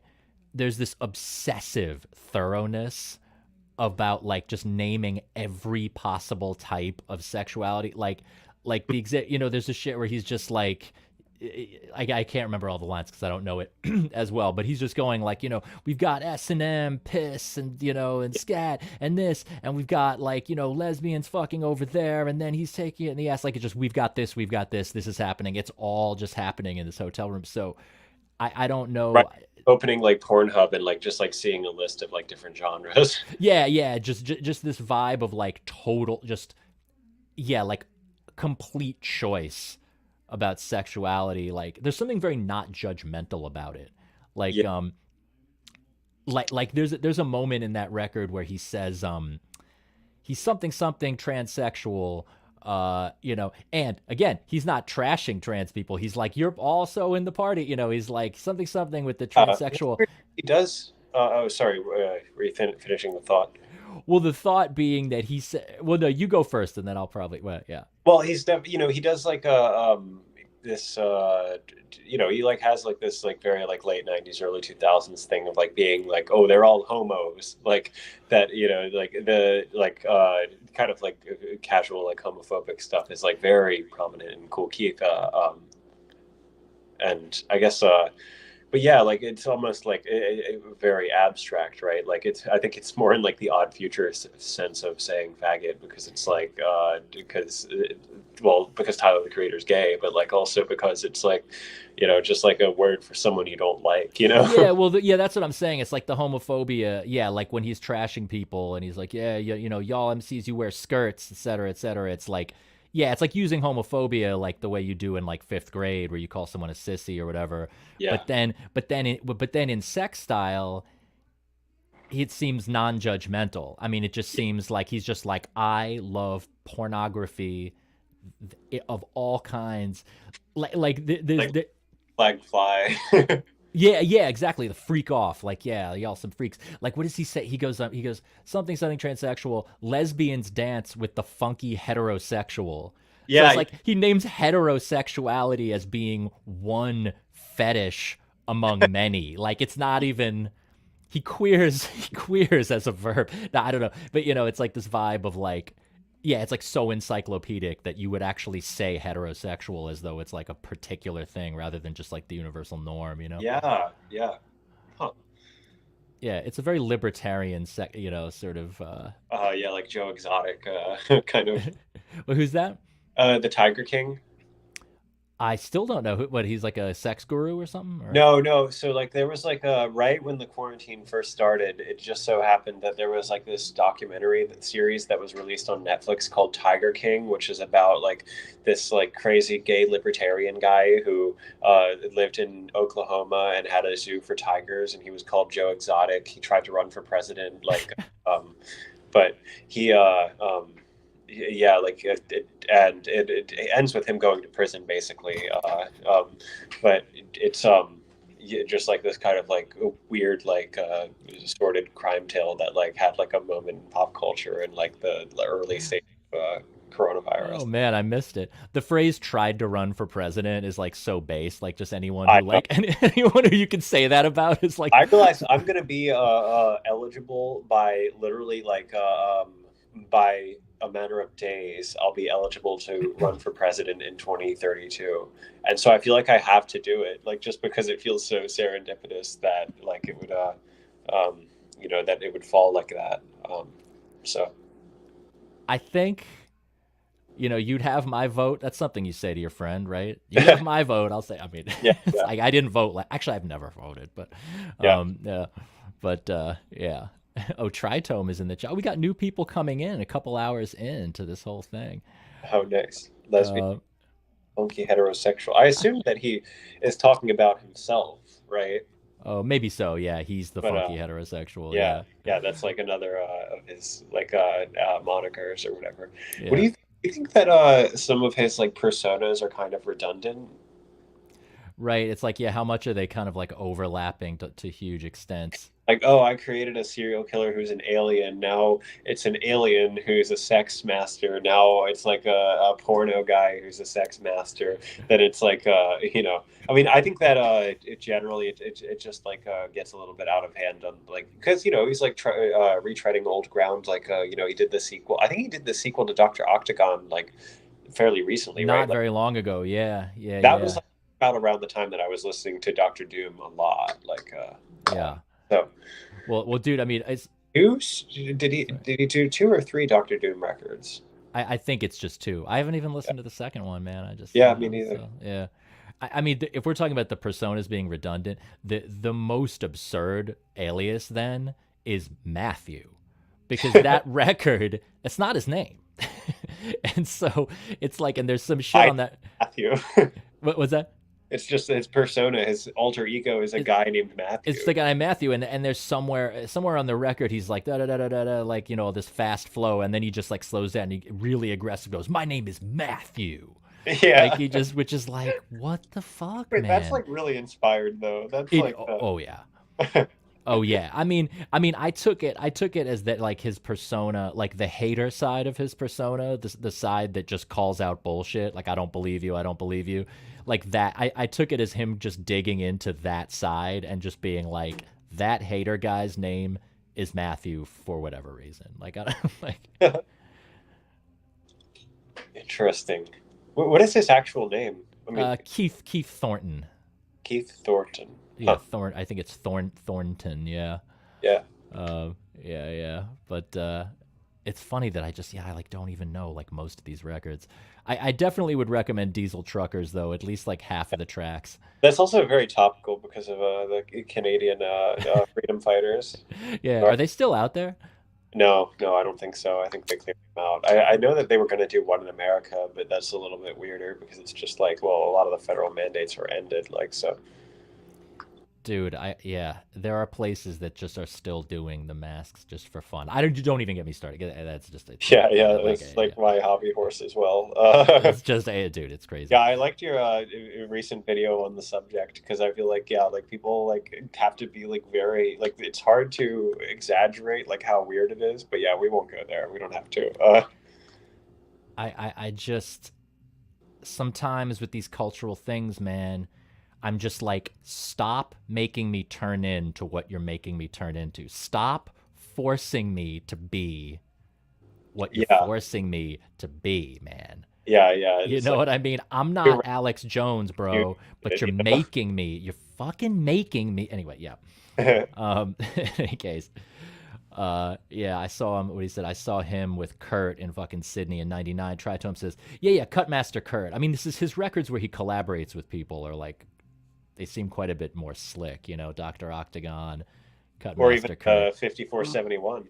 Is it? Yeah, I'll have to check that out. That sounds Yeah, really I think weird. you would like that. Yeah. That's yeah, probably like I said, like the bass, the best like late Kool Keith album by mile. Um, so Yeah, yeah. There's like Yeah, him with a rock band. I don't know. He definitely doesn't seem to really care about rock music very much. I mean, as far as I can. Well, I mean, he likes Elvis. Right. Yes. Yes. Indeed. I mean, I don't know if he actually like how much like. So but you know, he definitely doesn't seem to be that influenced by rock music in his like classic period. But like the Elvis persona, I think that reveals something. He likes the idea of being a rock star for sure. Yeah, The yeah, sort of the sort of absurdity mhm, of that, you know. yeah. But yeah, man. Well, I think that we could talk for 5, 10 hours, but how about just for podcasting's sake? We could wind it probably, right? Yeah, We're yeah, we're at 2 hours 45 minutes. yeah. That sounds good. I'm Yeah, also now my phone is low in battery. I'm down to 19%, so I'm doing fine. But yeah. nice, man. I'm impressed at how you handled that. I'm really pleased Oh, that thank you, you thank you. I'm really managed to. embarrassed. Like this is like such an unprofessional kind of issue that I'm just like, okay, time to go to my old house so that I can use the Wi-Fi there because I haven't set up my Wi-Fi yet in Bensonhurst. And then I'm like, shit, Yeah. I forgot my charger. So Yeah, well, it's all right though. See, it's my podcast, so, not yours, so I have to be pro, but you can be, like I just woke up, oh well, thank you. yeah, Yeah, it's I about. love this. This is like I don't know. This is like so like trippy to me. Like this feels like very psychedelic. What just in general podcasting, or how do you No, mean? like this episode in Oh, particular, like between like the technical issues and the like the weird diatribes about poop and farts and um it's funny because I really don't like talking about poop usually. I mean, it's really, but it's yeah, you got me going on it because I knew we would have some like very interesting sort of points on it. I kind of, but in general, I like I said, I'm uptight. I find it annoying, especially when women do it, but men too, when it's just like considered this funny thing to just talk about, like, yeah, fiber in my diet. I pooped so much this morning. It's just like, shut the I know like, I are there always no like standards anymore? off-putting when a girl says that she's like pooping rather than like, I'm going to I always say like, oh, excuse me, I'm going to relieve myself. Like Oh, of course. I try to Yeah. be like aristocratic about it as possible when it Yes. Yes. What? Yeah, pooping. Like, what have we become, dude? I'm the same thing with like menstrual blood, like everything. It's just like I like. Let's just keep it. Oh, but there's hypocrisy because I'm down to talk about like gouging someone's eye out, but then someone talking about putting in a tampon somehow is gross. So obviously uh, that's not healthy. But yeah, yeah. for whatever reason, those are my lines. But Yeah, it's like, like the whole like kind of like performative thing of like being like this is a tampon. This is what women use and it's like normal and like look at it. Like that's behold the tampon. Like that's what I'm saying. I'm like, yeah, like a lot of things are normal. Like, you know what I'm saying? Like yeah, like there's tons of stuff that we don't talk about that's not like whatever. right, yeah. I mean, I But get yeah. it. Like, I understand. I'm actually like capable of like, believe it or not, I'm capable of stepping outside myself. And like, I understand like the visceral horror that like that a woman probably feels at the prospect of like, if it like happens and like seeps through your pants, like that is Sure. really distressing. And like, I'm sympathetic to that. And like, so I understand like wanting to like destigmatize menstruation a little bit, like because I mean, women like they go around with like so much self consciousness, like um, you know. Yeah, well, and people with IBS too are essentially women, on a certain. Yeah, I'm just going like, well, like, just people with IBS, like they really do be like, oh, I have like a disease that is difficult to explain that causes the simple act of pooping to be immensely painful. But yeah, yeah. I just well, look, there's destigmatizing stuff, but then there's some just reining in talking about things, yeah, reining in talking about your body. What's that? there's like a fetishization of the perverse.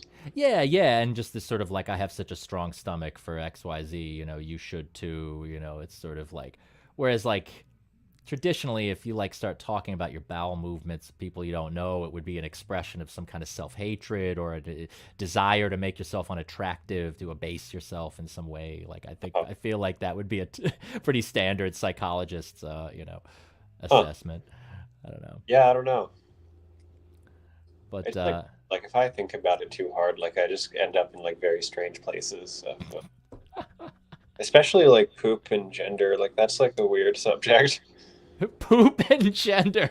Dude, if you ever want to get writing theory and move away from fiction, bro, you know where you got to go.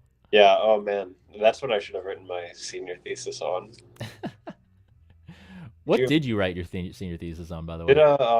it was like basically like I attempted to adapt Nick Bostrom to a Christian context, and like it was like a Christian a theory of like global existential and catastrophic risk, informed by like Catholic theology, basically like Catholic integralism or whatever.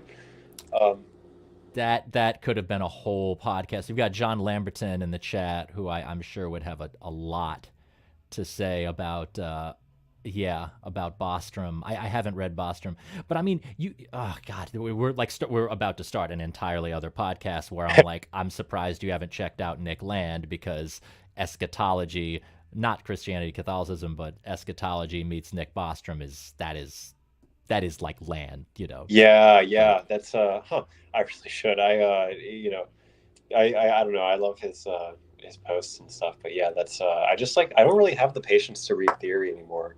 I kind of want to get back into it, but have and it's you? Sorry.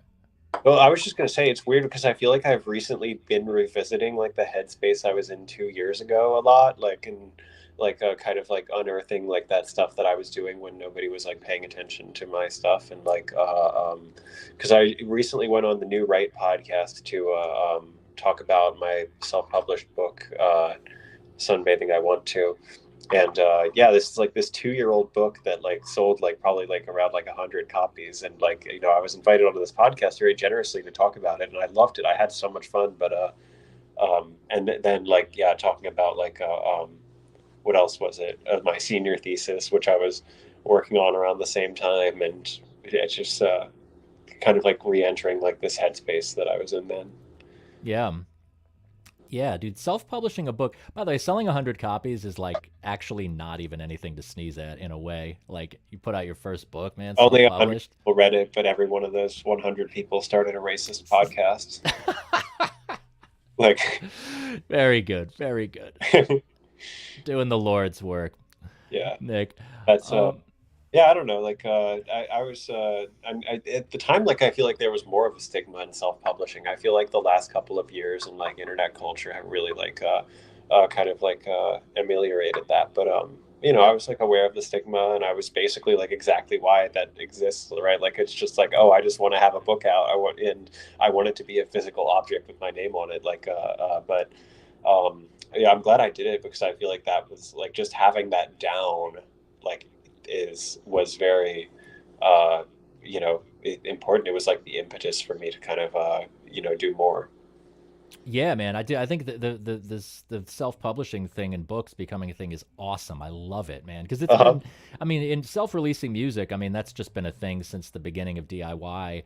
Just Black Flag starting SST, or probably garage rock stuff before that, or Kool Keith putting out Matthew on funky ass records with like just Yeah, some like bullshit low res logo, and yeah, selling I don't literally a million copies, I don't all profit to him. yeah, yeah. I don't really vibe with like this thing of like people saying like there's too many books out there. Like if you're gonna publish something, it has to be like absolutely perfect. It's like I don't know, like just don't read it. Like if it's not good, you don't. No one's forcing you to read it. Like I Yeah, understand that it's hard to like dig through like so much crap or whatever, but that's how it always is. Like most books are probably like really bad. Like that's how it's gonna yeah. be, no matter self-publishing or not. But you know, Yeah, well, most music's really bad, but I mean, it doesn't stop me from just stepping over the competition year after year. yeah, yeah. But yeah, it's like yeah, it's good to get rid of that stigma, man, because it's like well, it's like it's good to put out a lot of stuff, man. It's hard when you're a DIY musician or writer. It's probably the best business model is probably to release tons and tons of stuff and be less precious about it. That can be hard when you're a writer because you're Yeah. crafting the stuff. It can be hard when you're a certain type of musician who like makes very crafted music. It's hard for me to just blast stuff out. I like always Yeah. like to take time. So, but there are not too many books, Yeah, like nor too many records. I guess what was it? Shit. I had a thought. It was a good thought, but Yeah. Well, we are winding down, but I will say, just to plug another episode of mine and a guy, John Lamberton, who's in the chat. Our episode was one of my favorites. I think you would like really be into it. He's just into so much different shit. Like Oh, it's cool. just like, yeah, he's just on some like, yeah, like many different things going on with John. Um, Yeah, I'll check. but yeah. I feel like Bostrom is like very like unstylish right now, or like he's like out of fashion, and like people like just it's just because you know it kind of has like this Joe Rogan like Elon Musk connotations of like, oh, this dumb guy thinks that he's like so original for saying like, what if we all lived in a simulation? And it's like, no, like you're not engaging with it. Like it's like a very like it's a much more like precise like kind of like game theory type argument than that. But Yeah, well, I'm starting to think some of these things that are less quote unquote fashionable, that are like a little bit unfashionable, actually maybe have a lot more substance. Because like Bostrom, it's like I heard about him through like Nick Land, and so that's like 2017, like cave Twitter era, where yeah, it's like accelerationism was very hip, at least in my own, what I'm checking out, right, and it's yeah, like Bostrom is like the sort of like less edgy, the not edgy, not aesthetically, in your face guy, who maybe has a lot more to say than maybe Land does. I don't know. I've never read yeah. him, but Yeah, I mean, I'm like pretty wary of like Bostrom's like normative prescriptions, right? But like, I just think, you're frozen. He's gone. What a not great time to get cut off since we're getting to the very end of this. Um, I definitely am gonna wait till he gets back on to say goodbye here. There you are. There you are. I got a call from my mom, so. Right on. Call your mom. Thank Oh, you so much for being on this, my friend. yeah, the pleasure's mine. This is like Yeah. so fun. This is like probably like the most fun podcast I've appeared on so far. Other than, Hell well, yeah. I loved doing the pleasure helmet as well, but like this is definitely in the god tier. So, Amazing, man. Likewise, dude. I loved having you on. Yeah, we'll do more shit more and more in the oh, future. awesome. Yeah, Different yeah. stuff. Yeah, Yeah, yeah. you should look reach out to Kool Keith. That is an interesting thought. I'm gonna think about that. I'm gonna seriously think about that. All right, man. Have a good one. Enjoy the new apartment. Thank you, you too, and I look forward to seeing you back in New York too. Yeah, yeah. I'll hit you up when I'm back. Nice, nice. All Yeah. right. All right. Peace, Nick. All right, there you have it. After every single one, I always say, "There you have it," Nick Dollinger. I mean, whatever.